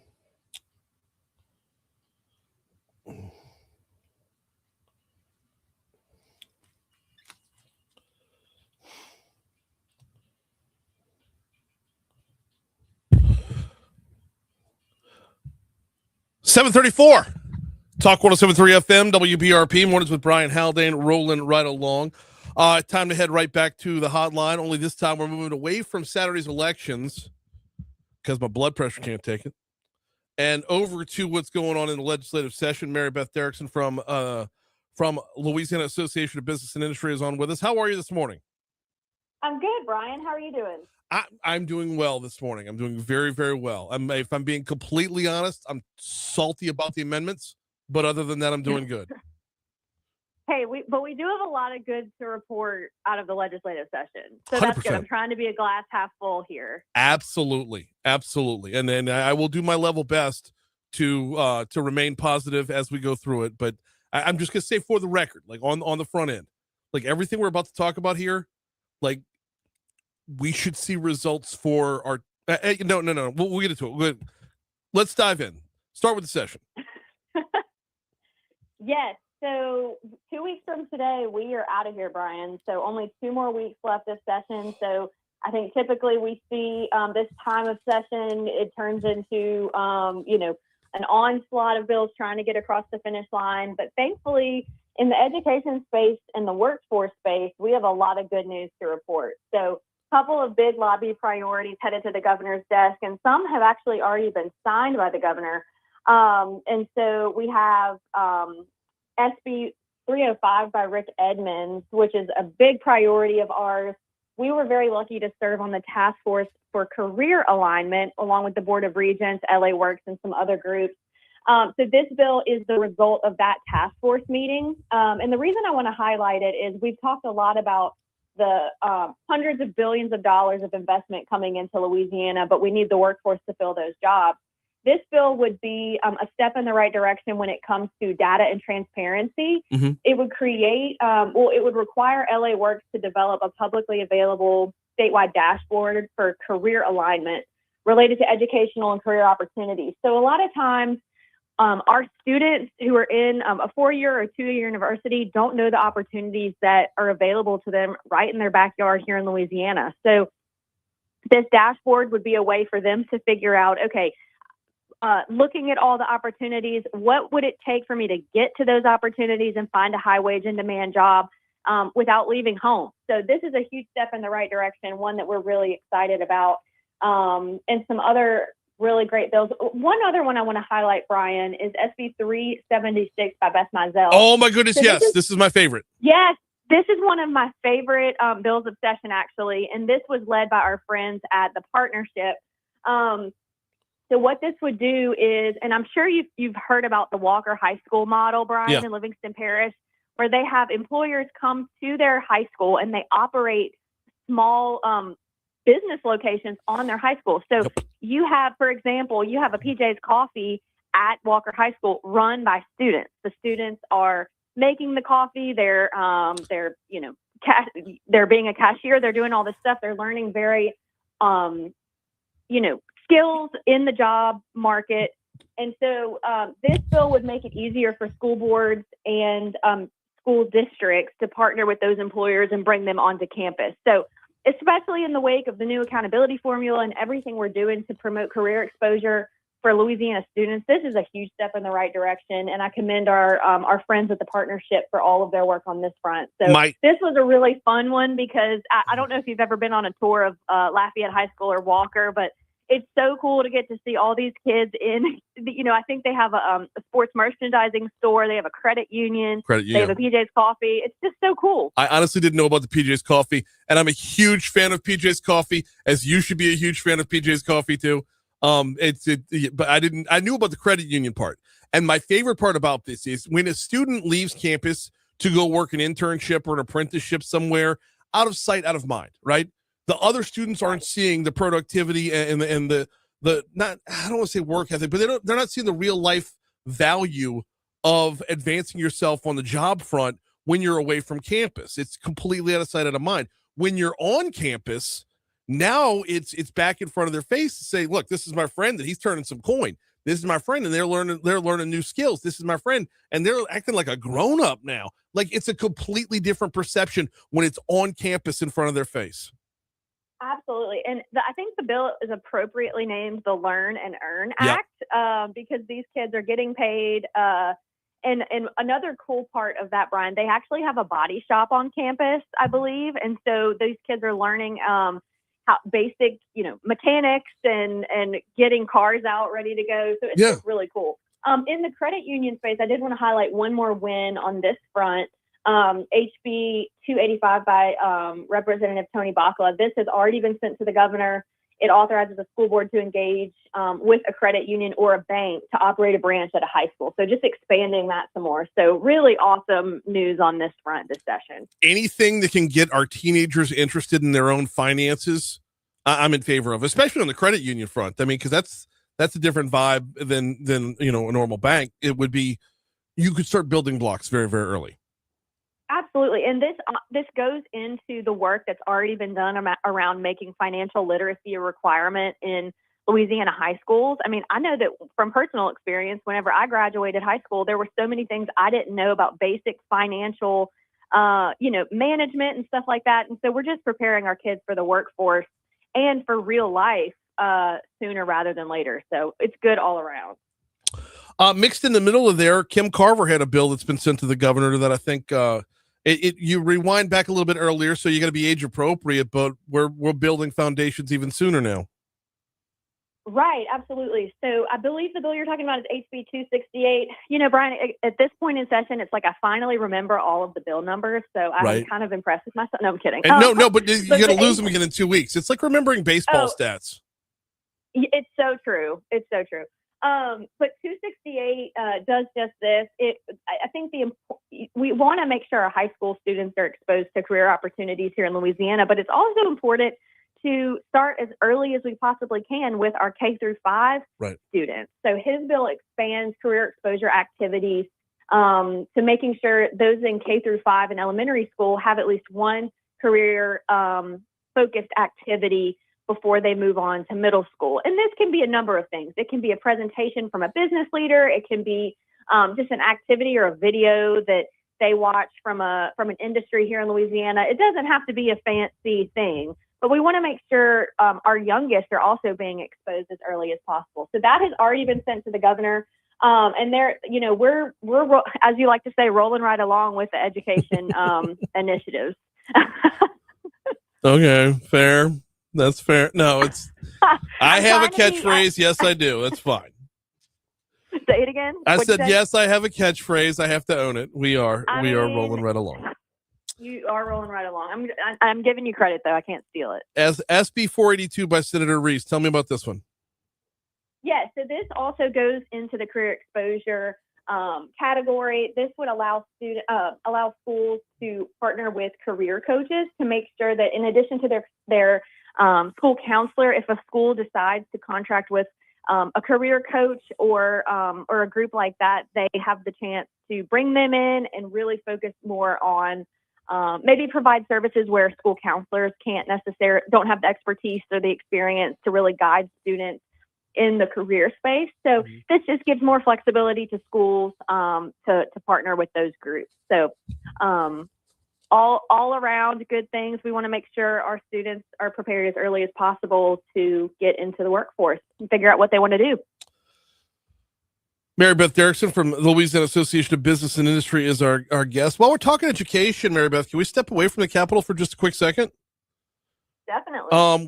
We saw, and we'll get back into because there's a couple more bills that haven't crossed the finish line yet. We saw last week big announcement that Louisiana continues its growth, continues to move forward on both English and language arts, and then on the math front as well. Number 1 and 2 in the nation, respectively. Absolutely. So very encouraging news coming out of the Louisiana Department of Education this week. There was a Harvard, Stanford, and Dartmouth study. They do an education scorecard every year, and very exciting news. And honestly, just some affirmation that what we're doing is working. So Louisiana was number 1 in the country for overall growth since the pre-pandemic levels. In the entire country, we were number 1. We were also number 1 in reading growth and number 2 in numeracy and math growth. And I think this is just a testament to when you get back to basics, it works. And I think it is a testament to Dr. Brumley's leadership and the department as a whole, all the work they're doing. But when you let teachers teach, good things happen. And especially, I want to just highlight 2 of those measures that we've seen in recent years, the numeracy screener and the literacy screener in the 3rd grade, Brian. That has to have, been a really big part of the success that we've seen. But I think, getting back to basics is clearly working. We need to continue that work. But very exciting news coming out of the department earlier last week. No, couldn't agree more. It's the right pace to be on. It's the right place to be in, and it sets us up for future success. Success begets success, and that's the bottom line. Success begets success. So when you see numbers like this, when you see scores like this, it's like, even if we don't see the same returns every year, we're projecting or moving that way every year. So I'm all about it. Back into the legislative session, if we could, because there's a couple bills that haven't crossed the finish line yet that I know you have your eye on, and we have good reason to support. Sure. So a couple bills hanging out. We're just kind of waiting for either concurrence or them to be. Maybe has one more committee step. 2 Ken Brass bills that I want to mention. Representative Brass has been a champion on the workforce side for us for many years, but he has a bill to allow companies to bring in instructors for community colleges. It's the instructor capacity program that he is introducing. So that is on its last step before heading to the governor. And then he also has a bill to create a statewide dual enrollment dashboard, if you will. A lot of times parents and students don't know what dual enrollment classes are available to them, and so wanted to make a more uniform system. So he has 2 of those bills that are hopefully headed to the governor's desk pretty soon. Yeah. And then Representative Barbara Freiberg also has her HB 992. I know we haven't talked about the early childhood front, but this would be a huge win. It is up for Senate final passage this week, it would require an assignment of a student identification number to early childhood education programs. So just a step in the right direction when it comes to data and transparency for early childhood data. I love that, because on the early childhood front, we face numerous hurdles, and being able to quantify where we're showing success is important, or will be important in the coming years as we try to pivot more priority towards it. As far as that the dual enrollment thing, man, I could tell you as a parent, if I could rewind the clock, that would have been unbelievably valuable a couple of years ago with my oldest daughter. I could see the actual real life application of that very, very clearly. Yes, absolutely. And me too. Whenever I don't think I knew when I was in high school many years ago what dual enrollment classes were actually available to me in my high school journey. So good all around. But Ken Brass, I just want to give him a shout out. He's an absolute workforce champion. So these last 2 weeks, is it just the Brass bills and the Freiburg bill is all that's left on the educational front for LABI? On the education front, yes. Obviously, we have a couple other things percolating out there on the insurance front, and then on the workers' comp front. But for education, we're I don't want to count our chickens, as they say, Brian, but we're doing pretty well, and hoping to get those last few measures to the governor's desk before we sign a die in 2 weeks. Gotta love it. She is Mary Beth Derrickson from the Louisiana Association of Business and Industry. We always appreciate the time. Thank you, Brian. Thank you. I feel better. I legitimately feel better. Like, we got good work done on the educational front in this legislative session. I legitimately feel good about that.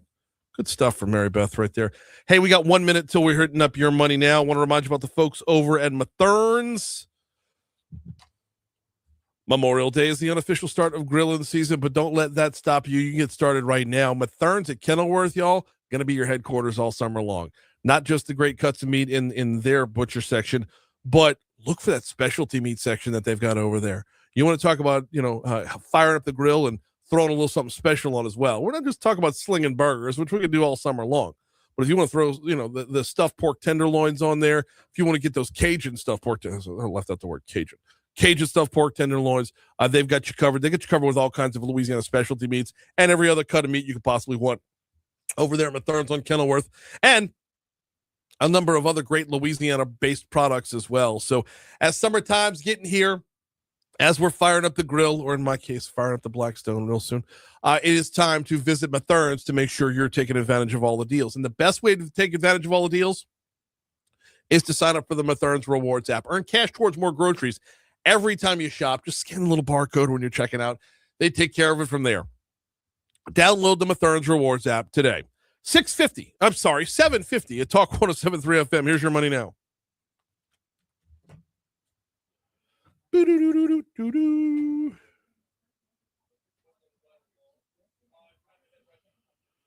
Perkins and Dupre, bringing private businesses is a legitimately good idea, but who gets to decide which bank or coffee shop or whatever gets to have monopoly access to all of these future customers? It's a good question. And I think if you spread it out over all the different, I love that question, because I don't know the answer to it myself, but I'm not going to let the answer to that question stand in the way of teaching the kids. Does that make sense? It's such a good question. Who gets to pick the winners and losers is what you're saying there. By the way, I don't know if Mary Beth picked up on it, but I'll give a free endorsement to PJs all day long. But back to your question though, who gets to decide? I think if you spread it out from location to location, if there's an open bid process, I think we'll be all right. Like PJs is a local brand, so I'm down with that. Any kind of credit union out there, you're asking the right question, to be sure. You're 100% asking the right question.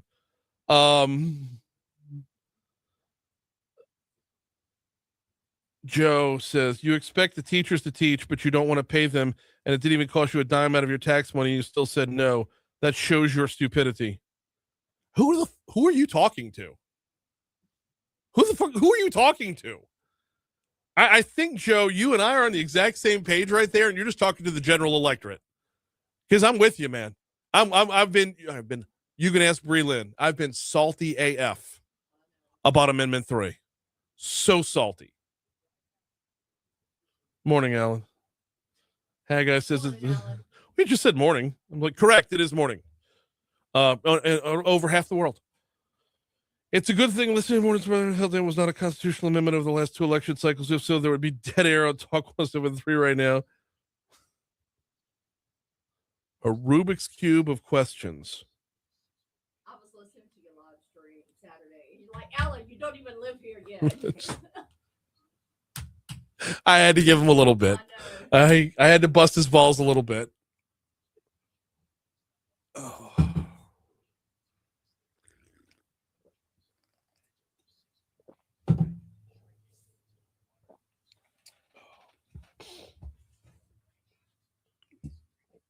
Mm-hmm.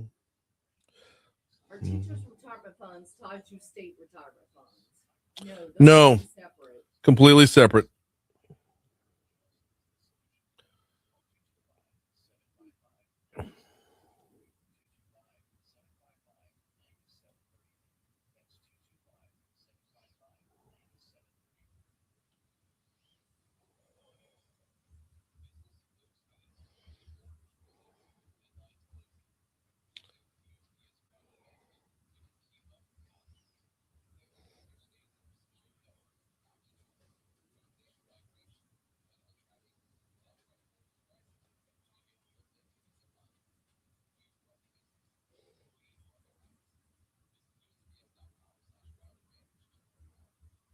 Alan, I'm a time traveler.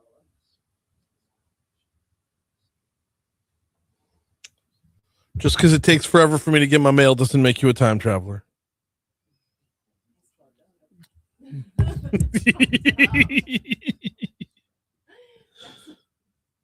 You a bully.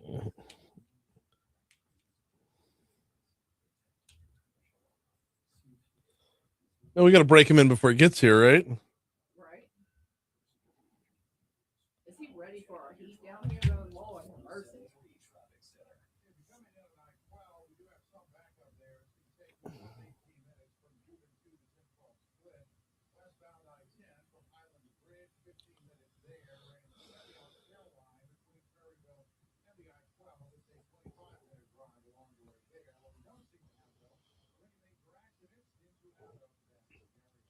Ooh.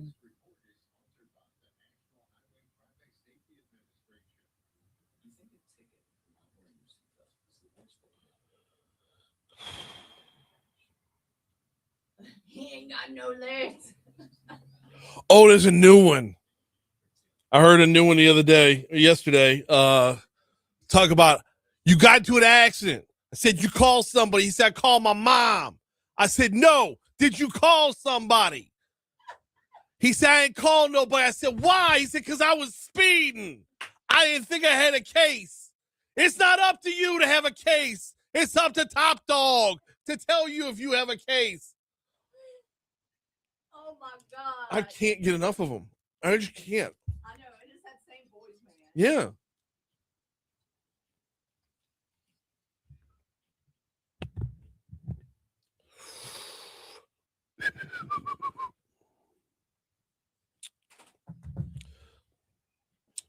$7:55 Talk 107.3 FM WBRP Mornings with Brian Haldane rolling right along.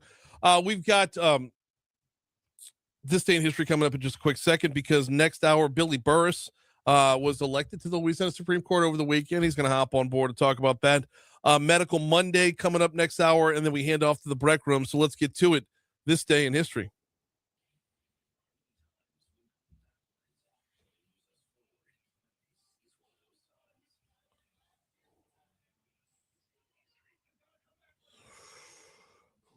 In 1863, the siege of Vicksburg began during the Civil War. Oh.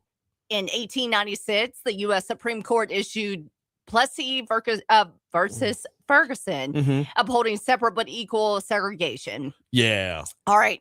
And skipping ahead, 1968, Hot Wheels officially debuted, one of the biggest toy launches ever. It's crazy to me that the kiddos are still playing with that in 2026. Well, Hot Wheels? Yes. So simple. I know. So simple. I know, and it's so cool. In 1910, people literally bought comet pills and gas masks because they thought the Earth passing through Halley's Comet would poison everybody. Yeah. Holy cow. I mean, I don't. Does that surprise you? No. I mean, I could see us doing that. Music down a hair in There you 2026. I could see us doing that. I could see us. Hey, take your Haley's Comet vaccine and your booster. and get another one in 3 years from now. Oop. All right. In 1980, Mount St. Helens erupted in Washington, killing 57 people. Yep. This is also the same day that, what's his name passed? It was on my list. We'll get back to it. Okay. In 1999, Millennium, the Backstreet Boys, their third studio album is released, becoming one of the best selling albums of all time. Okay. Let's see. 2001, Shrek premiered or debuted. Let's see. In 2020, remember this? Donald Trump confirming he was taking the controversial drug Hydroxychloroquine. Yes, can't say that. To prevent COVID-19 or against COVID-19. Okay. In 2022, they had that whole U.S. baby formula shortage. President Joe Biden invokes the Defense Production Act during that year. All right, what you got? This year, this day in 2012 was Facebook's IPO. Okay. And this day in 1980, you said Mount St. Helens. You had that one. Yep, I had Mount St. Helens. So I got birthdays. I got okay, all birthdays. Okay, and one death. George Strait, Tina Fey, Reggie Jackson, known as Mr. October. Oh gosh, who else you got? I mean, not nearly as important as Tina Fey, but John Paul II, Saint Pope John Paul II. He's very important. I mean, if we're gonna list him. Also, the British philosopher Bertrand Russell was born on this day in 1872. So the death, I was thinking of Chris Cornell. He passed away at the same day as the Mount St. Helens eruption. Who's he? Chris Cornell? Yeah. Oh, my God. Hang on. I'm drawing a blank. Everybody knows who Chris Cornell is. Hang on. I feel like I probably should know. God, why am I drawing a blank? Okay. I don't know. What is the... Chris Cornell? Audio Slave. Come on, Breland. Audio Slave. Why am I just asleep this What is morning? Audio Slave? It's a band from the 90s, early 2000s, grunge. Okay. Yep. Okay. National Day. Wait, today. I got one death today. This day in 2007, Mike V. Mike 5.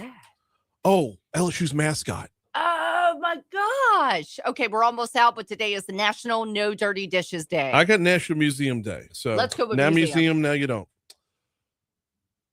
It's 8 o'clock, or coming up on 8 o'clock. It is time for news, traffic, weather. Hour 3 is going to be coming your way next.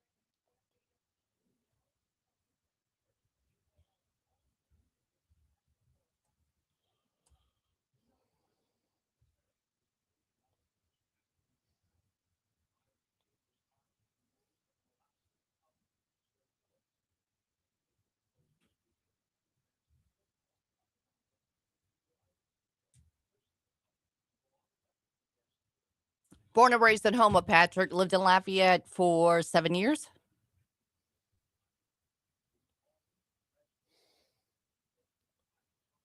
Oh my God. What? Okay. Soundgarden was significantly more popular than Audio Slave. I know. I was just drawing a blank this morning. Talk 107.3. Oh, hey, yes. We'll be coming to you in like 2 minutes. Okay. Yes, I was just drawing a blank. I'm like, God, I know he's affiliated with a couple of bands. Why am I drawing a blank?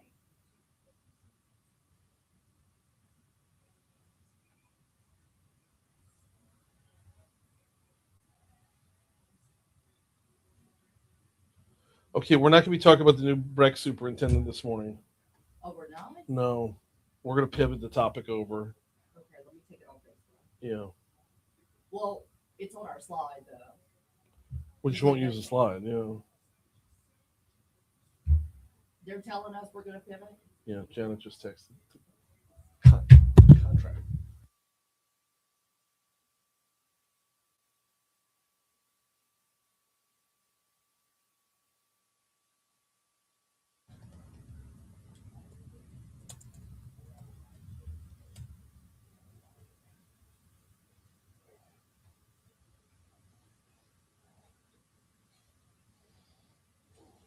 Yeah, my brain was just completely dead this morning. I'm like, I know Chris Cornell because I know his stuff. Why is my brain not? Also Forum Temple of the Dog.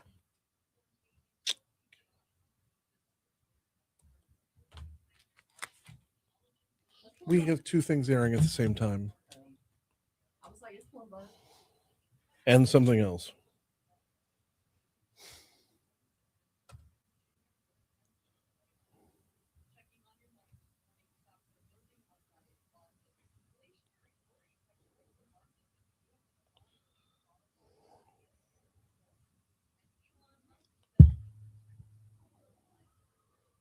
Sound Garden and Audio Slave were kind of background music, very forgettable in the 90s, but I remember listening to them as a kid.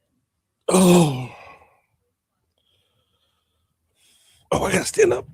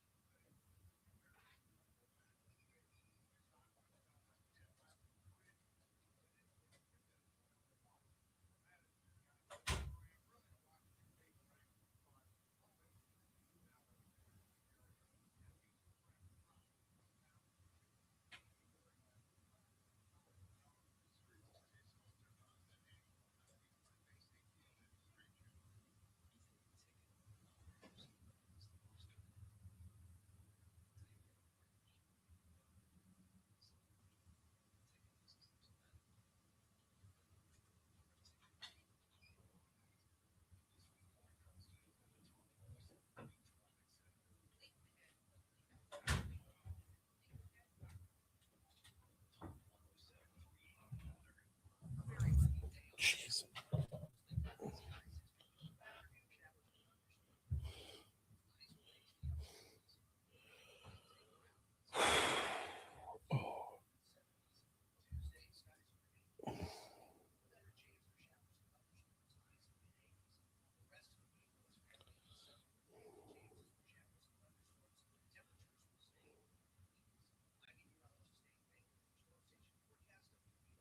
Michelle says it's on our end, but she sees the cuts in the system. Okay. So I emailed Kay Yeah. already, and then she put her 8:30 in for us. Okay.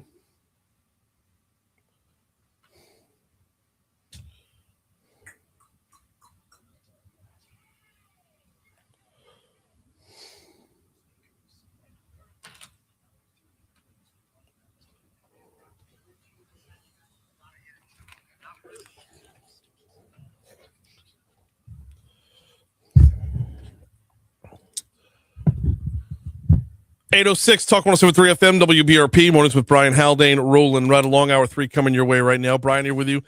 Breland producing, starting off the 8 o'clock hour at 77 degrees in downtown Baton Rouge. We got a busy hour this hour. We're going to talk with Billy Burris in just a quick second.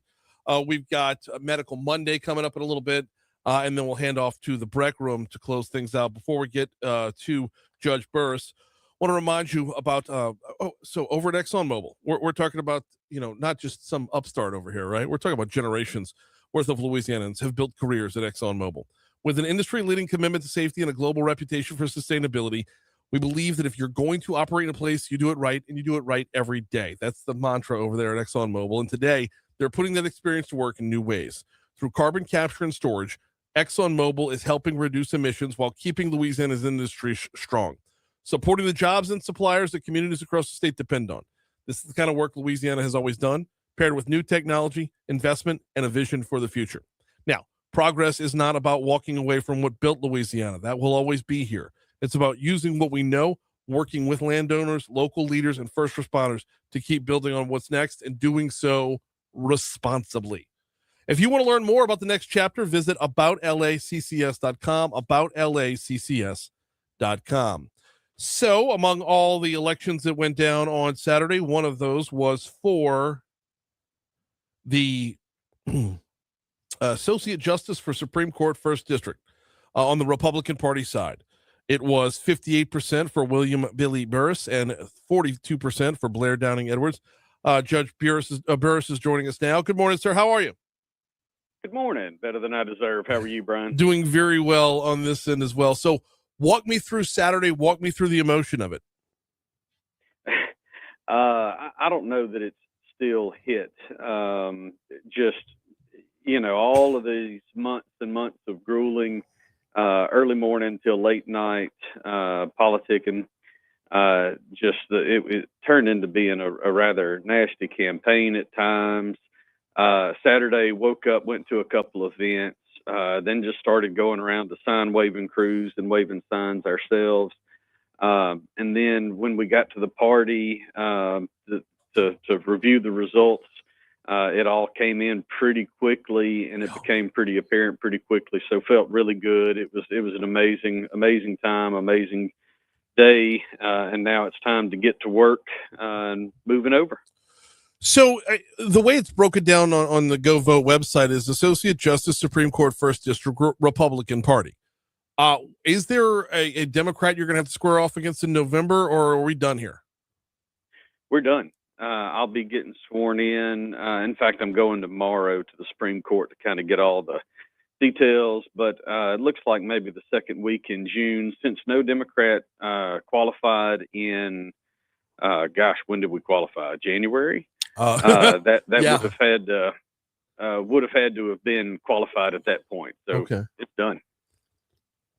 So that accelerates the timeline with which you get sworn in. You don't sit around till a November election just as a matter of procedure.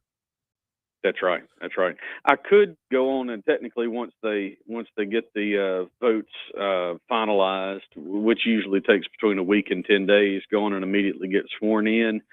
But I'm in court. I have a big docket today. I have a jury trial next week. I want to get things settled and in good shape for somebody to come in and take over before I move up.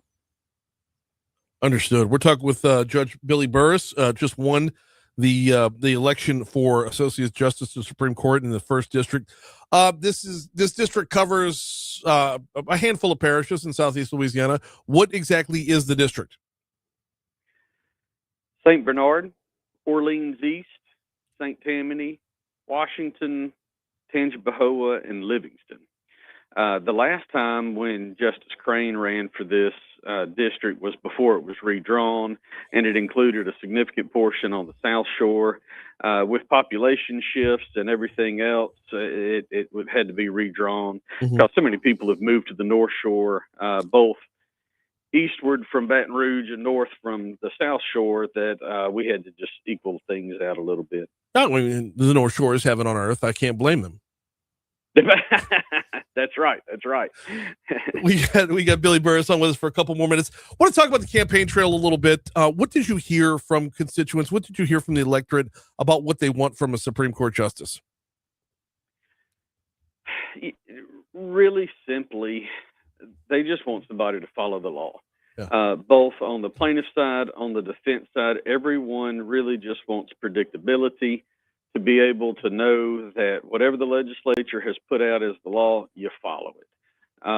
Certainly there's a lot of folks that have their individual topics and issues they want to talk about, but generalized over the whole district, they just want fairness.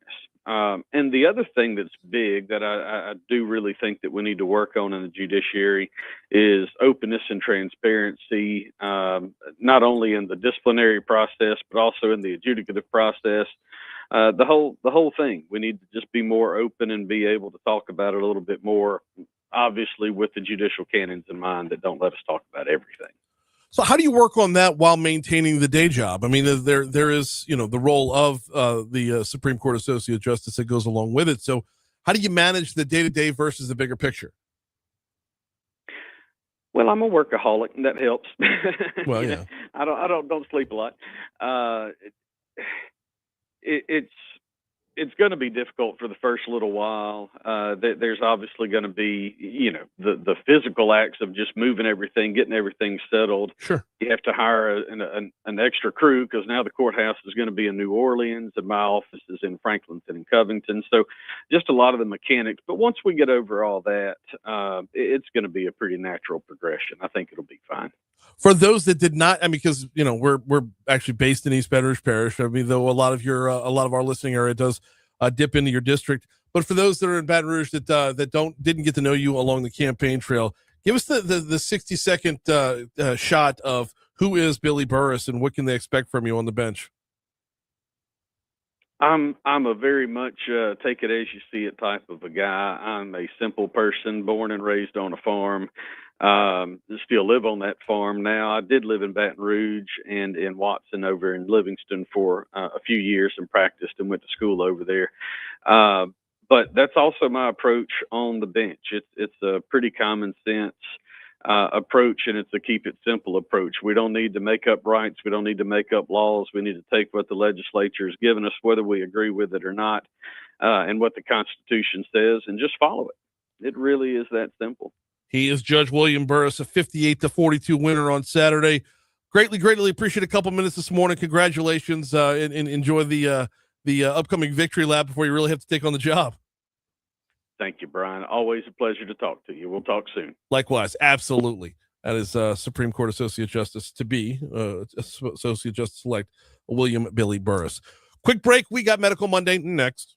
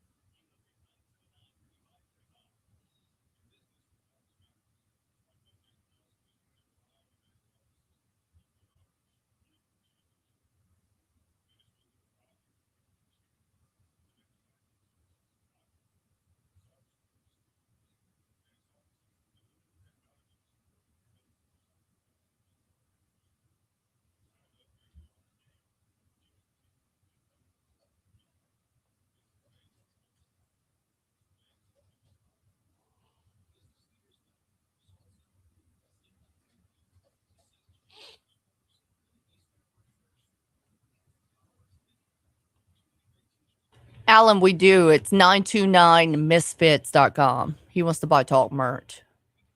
So I don't think we really have anything up there for Talk. Y'all do. There's a shirt with your name on it. No, really? Yes.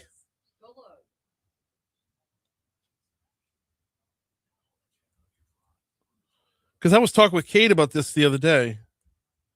I've got like 3 or 4 that I want to get rolled. I want Yeah, there's you and Moon. Look, the first shirt. Haldane and Griffon, 24. Oh, the election shirt. Yeah, and then there's you and Moon. Yeah. There's a tie. There's a backpack. There's a mug. There's a Yeti. Well, it's time to update the year on that Haldane Griffon shirt. No, I want a Rolling Right Along t-shirt. And yeah. And also we're going to put up one for the Saints playing in Paris. But that's still to come.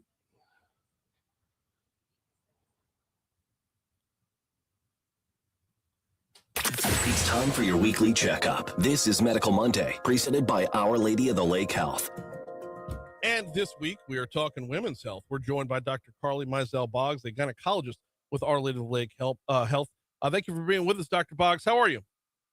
I'm doing well. Thank you so much for having me. No, glad to have you on here. It is, of course, May is Women's Health Month, which, is time to raise awareness about the importance of preventative care. And this is important because why? So preventative care is really important because we can stop and prevent diseases before they progress. So the point is to be proactive, not reactive in our healthcare. So preventative care includes all of your screenings and immunizations. Let's get a little bit deeper into that. Screenings and immunizations for what? So screenings for women include cervical cancer screening, also known as the Pap smear. That starts at age 21 and continues for low-risk patients through age 65. A few years ago, the guidelines changed and actually recommended that women should have exams every year, but not necessarily a Pap smear. And that's because of the role of HPV testing. When we talk about immunizations, Gardasil or any of your other HPV vaccines are start in adolescence, but actually have been approved up to age 45 as well to help prevent HPV-related cancers. The other screenings for women include breast cancer screening, which starts at age 40 and continues yearly, as well as colon cancer screening that starts at age 45. Did I read that there's now been the FDA has approved an at-home cervical cancer screening? Yes, it's going to be in some select markets, I think in California, but its focus is on specific, HPV testing. So HPV is human papillomavirus, which is the virus we know that causes cervical cancer. So if it's positive, it doesn't mean you have cervical cancer. It means you need the next step, which is a in-office procedure where we look at the cervix a lot more closely and take biopsies as needed. But all of that is focusing on HPV detection. I bring up the home testing one there because oftentimes we think that something to be done at home can replace going to the doctor's office, but that's not necessarily the case. Whether you're talking about cervical cancer, breast cancer, anything, really, there's a reason that we make appointments and go. Correct. Absolutely. So those are some of the at-home things are great ways to initiate access to care for patients who may have difficulty getting into the office, but there's no substitute for a good clinical physical exam and discussing your symptoms and concerns with a licensed provider to be able to determine some of the more nuanced things that we as providers are trained to pick up on. Oftentimes we associate cancer with, genetics, is it hereditary and whatnot. When it comes to cancers that women face most often, a lot of that just needs that we need to disabuse ourselves of the notion that if mom didn't have it, I don't have it. Correct. Absolutely. So genetics do play a factor, but they are not the only driving cause. And so, specifically for breast cancer and colon cancer, and ovarian cancer as well. Unfortunately, there's no screening for that. But even if there is no family history, being a woman, being a certain age puts you at a baseline risk, which is what prompts screening and intervention by a licensed provider. We are talking with Dr. Carly Mizell Boggs. She is a gynecologist with Our Lady of the Lake Health. Dr. Boggs, I think this all walks us up to an annual wellness exam because the screenings are one part of it, but at the same time, though, heart disease is the leading cause of death within women. So walk us through the importance of that overall wellness exam.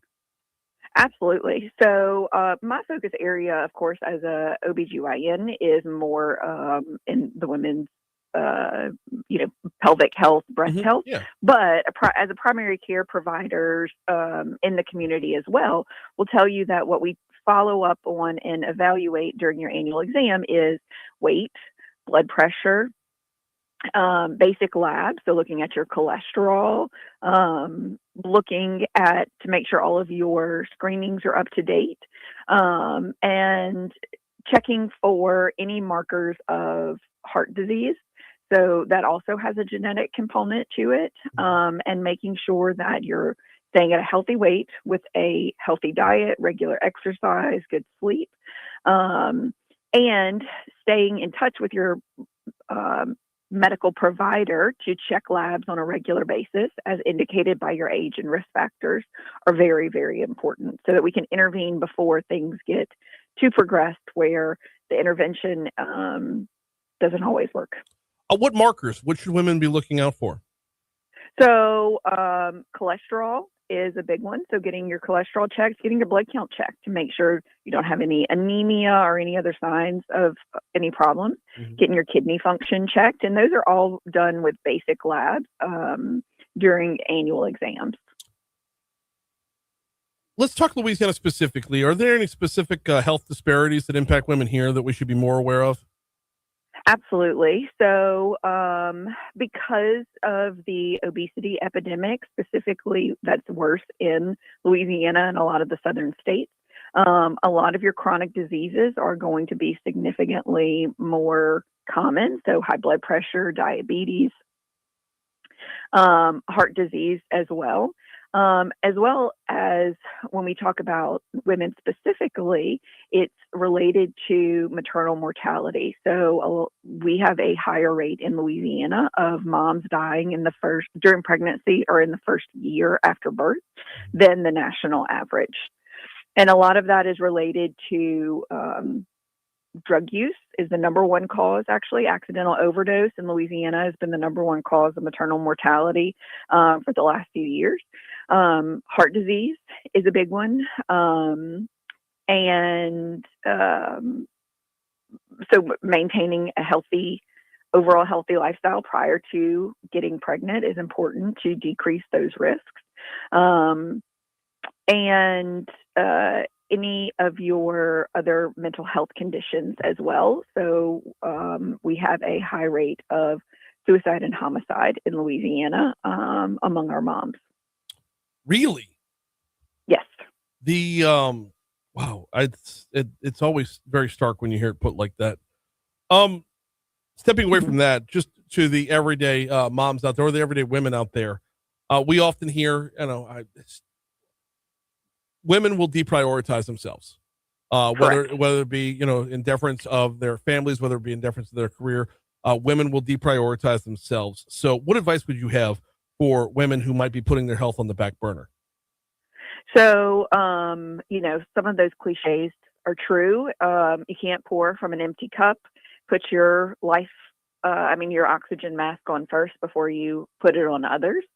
So we as women, as moms, as wives, really do tend to focus on other people instead of ourselves. But if you start noticing something's different in your body, something is concerning, those are all times to seek out intervention. And if you can make yourself a priority in focusing on preventative health and annual care, then you really can lessen the frequency and severity of long-term health complications, so that you're able to really focus on all of those things that are important to you. We're talking with Dr. Carly Mizell Boggs. She is a gynecologist with Our Lady of the Lake Health.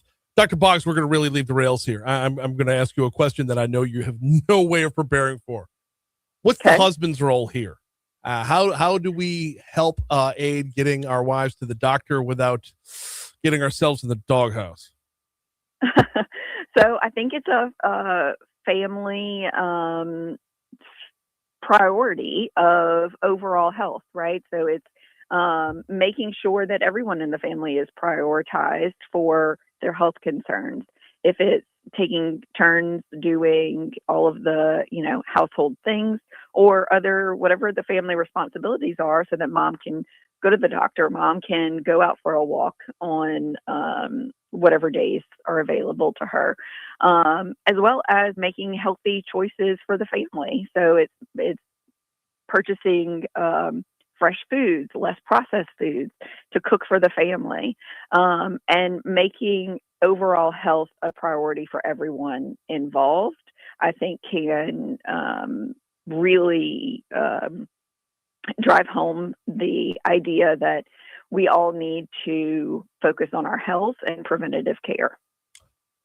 So basically a stance of I'll go to the doctor when you go to the doctor kind of helps. Maybe I wouldn't necessarily put it as an ultimatum, but I think if it's understood that everybody needs to go see their doctor at least once a year, and what do we need to do to make that happen for our family and our lifestyle, as well as what do we need to do to make our family as a whole healthier?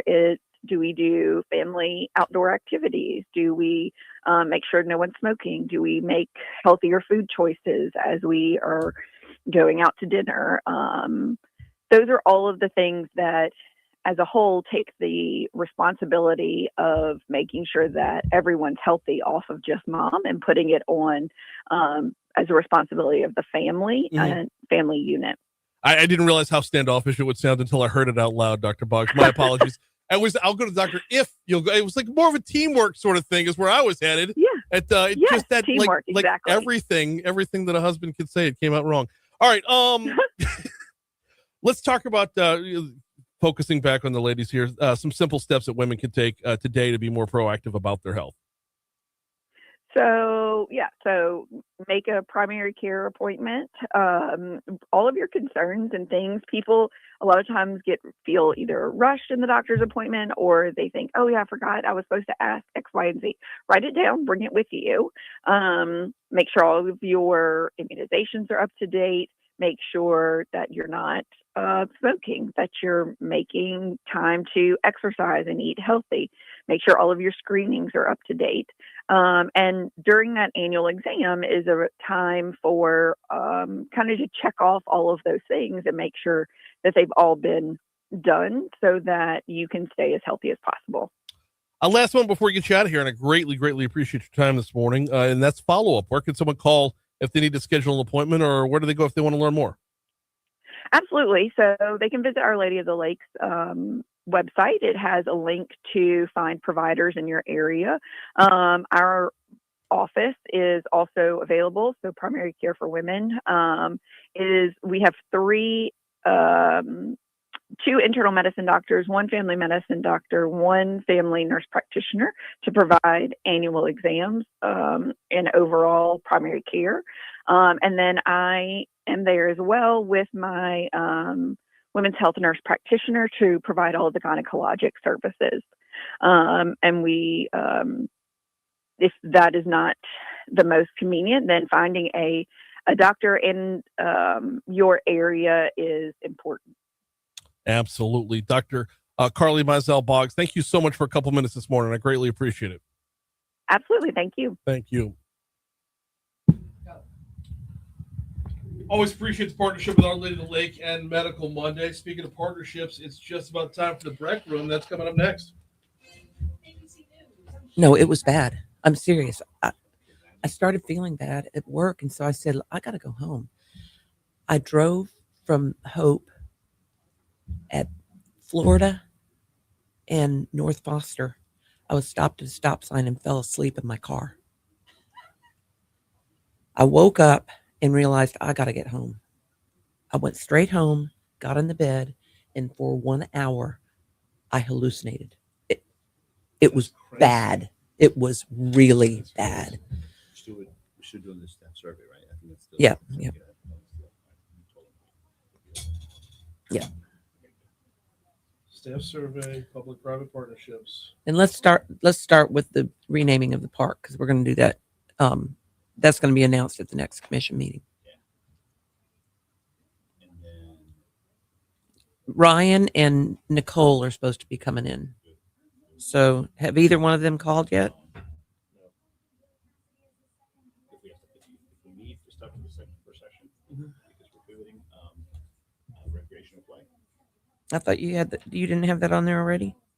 And the law enforcement collaboration, crime and safety.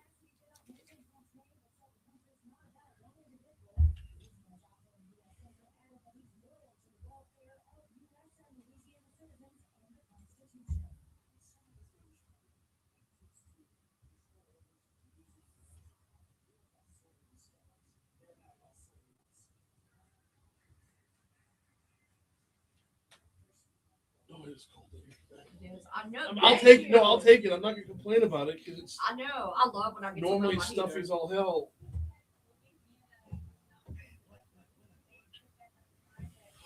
I was wiped out. Mm-hmm. Yeah. Sorry. It's so true. Oh, by the way, here's one for Brett. Yeah. And council agent. Huh? And council agent. And library. Just thank you, sir. May I have another? Y'all can't spread out.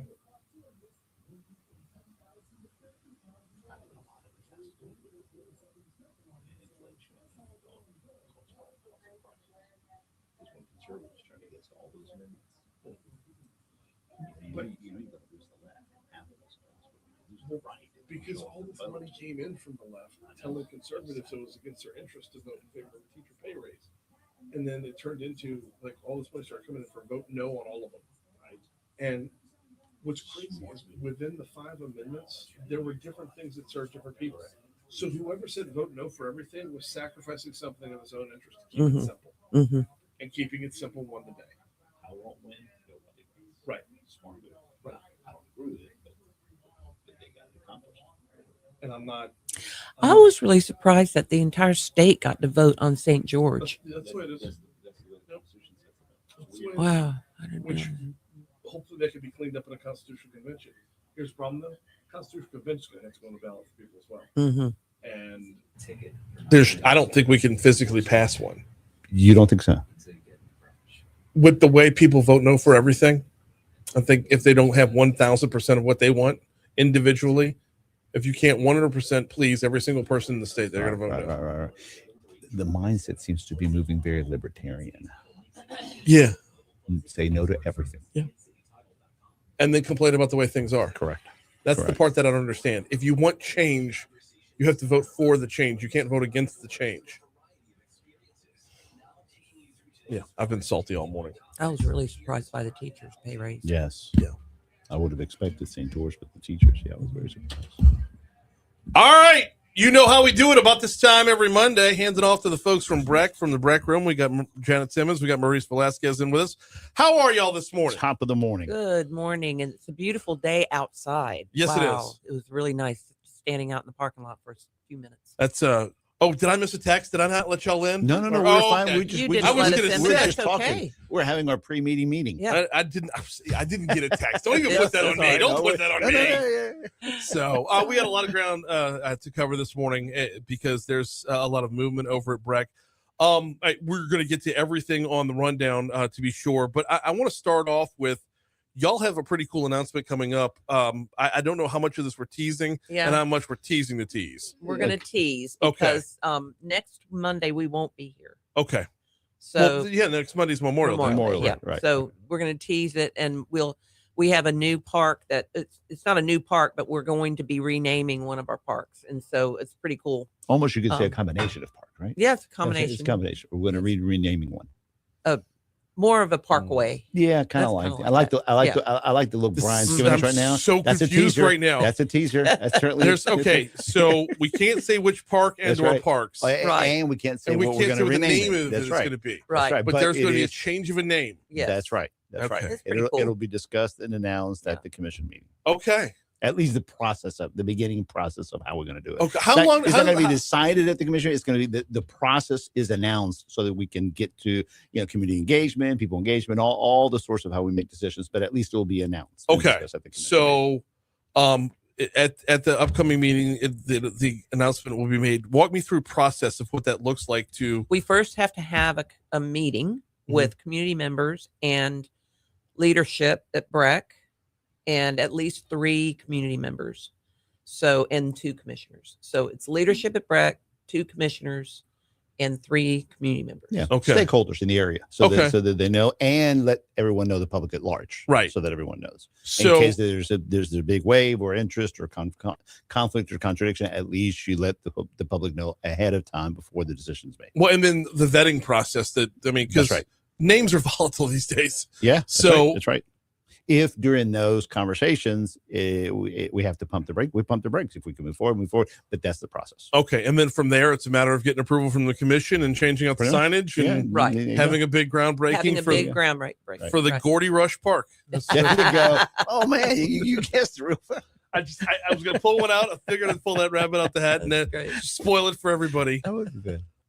So we're looking forward to that meeting for the renaming of can't name which park it is and can't say who it is yet. Not yet. But it's all on the T right there for an upcoming park naming. We got I want to talk about public-private partnership and a few of the things y'all are working on, if we could, right here. And just kind of on a very open-ended thing, discussion of where BREC is embracing public-private partnership and how. Right. So one of the things that I think most people understand is that to develop a park or any kind of facility that offers public play, it takes a lot of money, right? Right. And so let's say a pickleball facility, that could cost us $15 million to do just a pickleball facility. Right. Well, with all of our projects that we have in Bay, we only have $20 to $30 million a year to work on those projects. And that's for 5 municipalities plus unincorporated. And that $20 to $30 million doesn't stretch very far when it comes to multiple facilities and multiple municipalities. And you're talking about ball fields, you're talking about turf. One field costs $1 million to turf. That's a lot. Okay. Just one the turf itself. And even with that is a reduction in overall cost because the maintenance on turf is easier than the maintenance on grass. That's the business side of it, right? Right. Justifies it, correct. So just the cost itself on building a park, a playground is very expensive. Just a playground, a small playground is over $100,000. Oh, wow. So it just, the amount of money that we get in our ad valorem taxes doesn't cover what really everybody wants to do and have. And so in order for us to have the facilities that we need, we're going to have to go into private public partnerships. Well, and that's kind of been the thing. And y'all know I've said this from the beginning is the BREC has to be all things to all people. Right. Every other entity has a direct target, whoever it is you're talking about, they've got a direct target. BREC has to be all things to all people. Right. So we do from cradle to grave, of course. We've got we don't discriminate for anything. We've got people that have disabilities that have needs to be able to use facilities.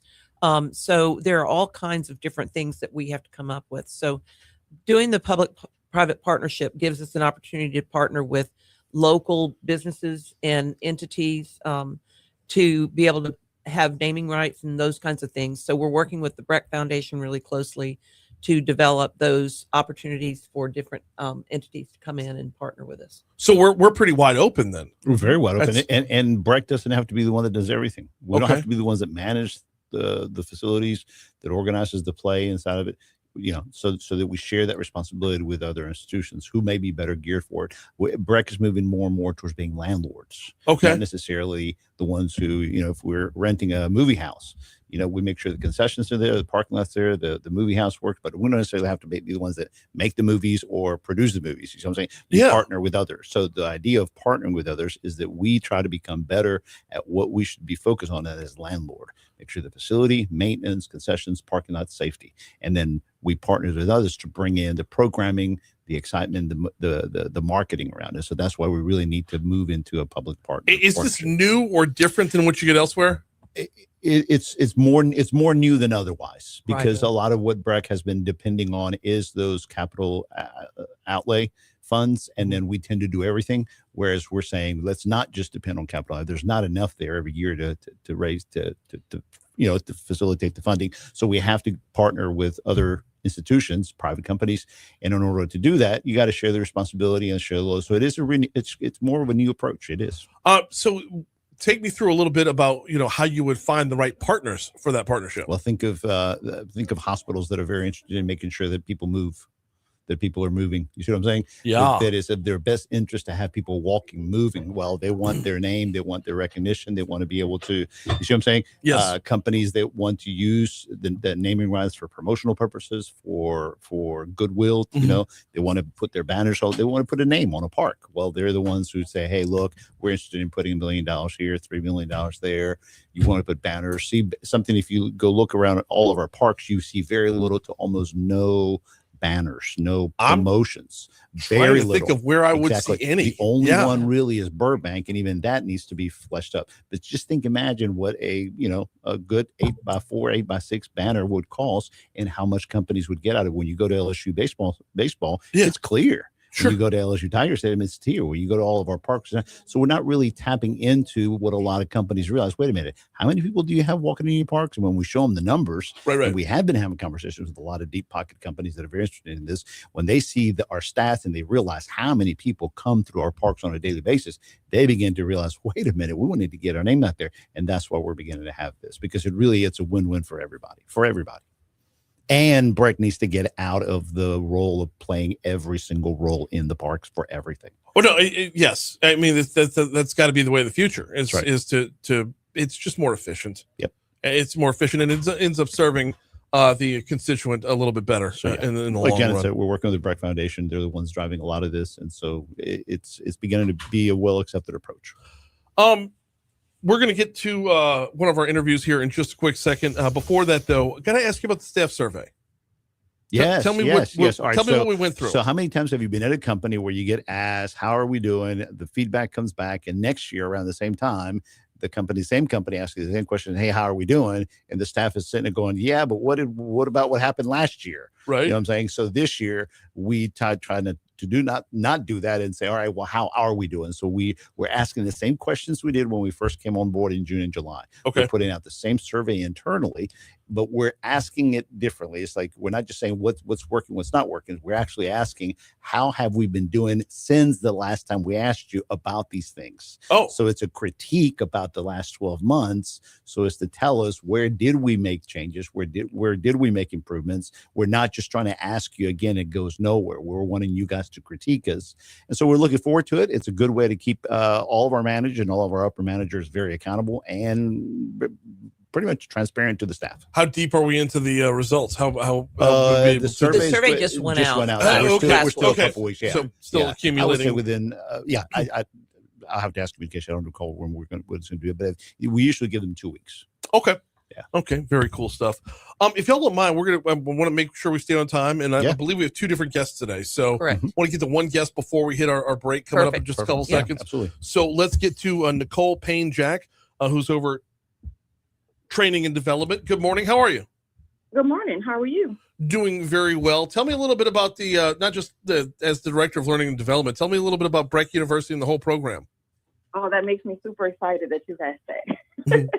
So BREC University, it's our development program for our employees, but it sort of takes training to a different level. It's not a one-off, I attend a compliance training and now I'm done. We look at training as more of a journey, a learning journey. So the process may not happen overnight, if you could think of it that way. Mm-hmm. It is a journey of, let's say, learning discovery. And we want to make sure that all of our employees, regardless of where they may fall on the org chart, they have every opportunity to learn and to grow, in a nutshell. So is that within particular areas of expertise, or is this just overall? No, just overall. So we do have a number of subject matter experts within the organization, mm-hmm. and we will be seeking out additional resources outside. If it is professional development that an individual needs to improve on, or maybe safety, it could have something to do with their personal professional. We want them to be able to start where they are, but then to matriculate through the system, sort of like a university, except without all the high tuition fees and the books. That there will be multiple options for employees to attend these training activities, either in person. Mm-hmm. We plan on sort of taking it throughout the parish so that it's not all at our administration building, right, as well as through our pretty robust learning management system that is online. So many opportunities for employees to not have an excuse for, well, I don't have time for training. If they sign up through this journey, then we'll make sure to follow them through it to make sure that they're successful. Who handles the training end? I mean, is this BREC handling BREC?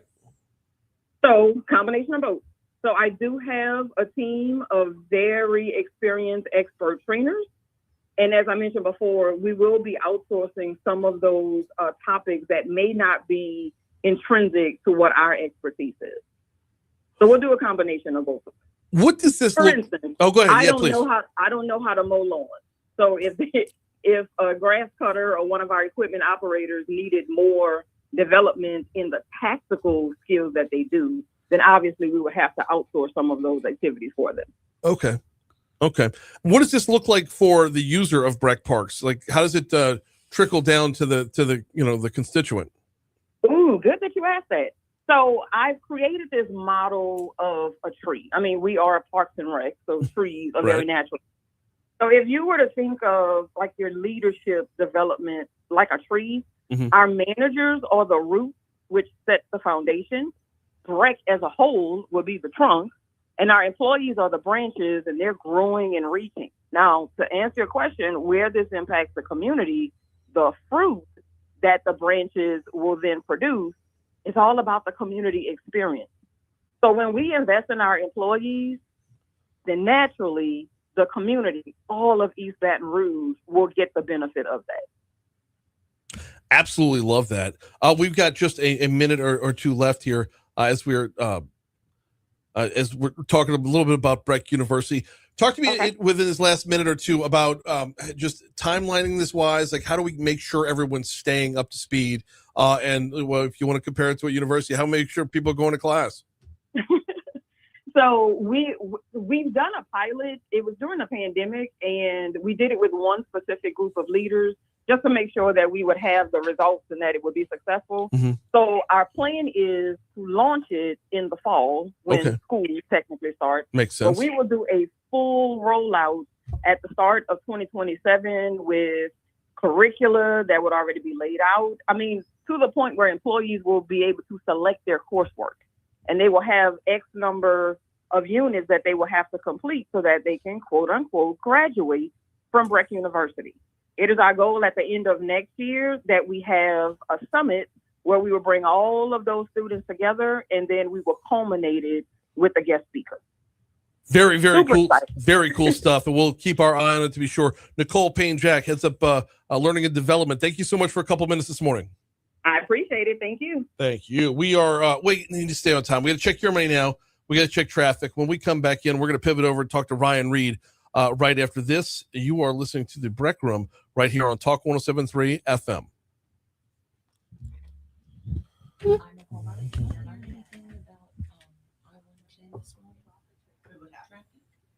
I know there was a stalled vehicle southbound. That was about the only. No, northbound, there were two DOTD trucks side by side, going very slow with all the traffic behind them. They were going north towards the airport. It's probably getting ready for interstate work tonight, whatever they were doing. They're working on the widening project at night. So. Right after this seemed odd to me. Yeah, we got to check traffic. We come back. Oh, kill all mics.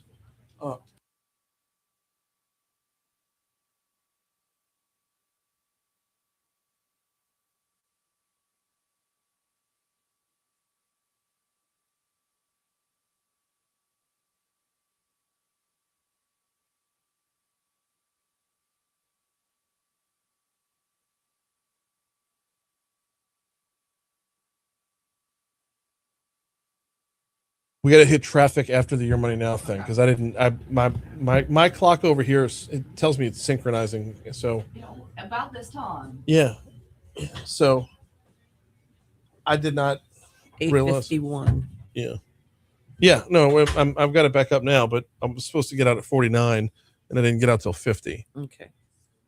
So Nicole got one of Ryan's minutes. I love Nicole. She's so sweet. Anytime I had to go to BREC and I would go to comms, I would pass Nicole's office.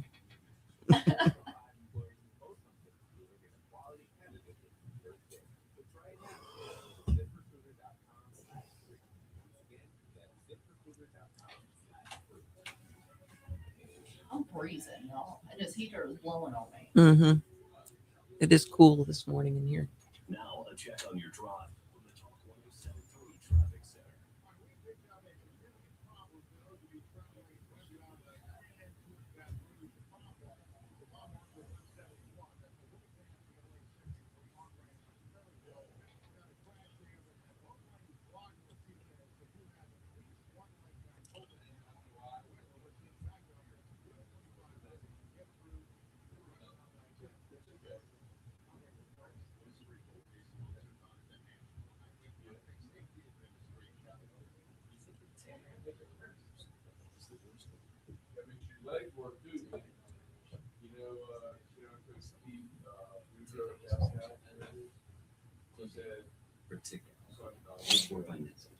This report comes to you from the Talk 1073 Traffic Center.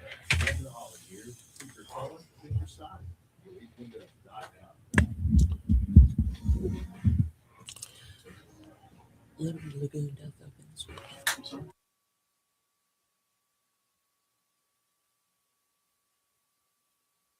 Keeping it moving right here on the BREC Room. Got a couple minutes left. Going right back to the hotline as we got a few guests this morning. We're going to talk about AED training and installation with Ryan Reed. He's the Director of Recreation. Ryan, welcome aboard. How are you? Hey, good morning, Brian. Thanks for having me. No, glad to have you on here. As the weather gets warmer, the sun comes out, everybody gets out to the BREC parks a lot more often. AED training becomes a little bit more important around this time of year. So talk to me about how this benefits not just BREC parks, but the community as a whole. Yeah, sure thing. So BREC's always had numerous AED units, and we've always trained those staff that would be most likely to use them, right? So your facility managers, your summer camp counselors, your lifeguards. However, so recently we invested a lot more in AED. So we're going to have more than we've ever had. They're not just going to be in rec centers that are locked, if it's not during operating hours. We're going to have AEDs by playgrounds. We're going to have AEDs by sports fields. We're going to have over 100 throughout the system. The good news for that, for the average person, using the park, no training is required, right? Really? In the event of a life-threatening emergency, you turn it on, you're good to go. It'll walk you through it as it will call 911. For us, so we add a CPR training, a first aid training, and an AED training all together, working with the local EMS office on how to get those training in bulk. So we want our high voltage electricians who are going to have an AED on their truck. We want them to be trained. We want our crews that are going from park to park mowing grass to be trained.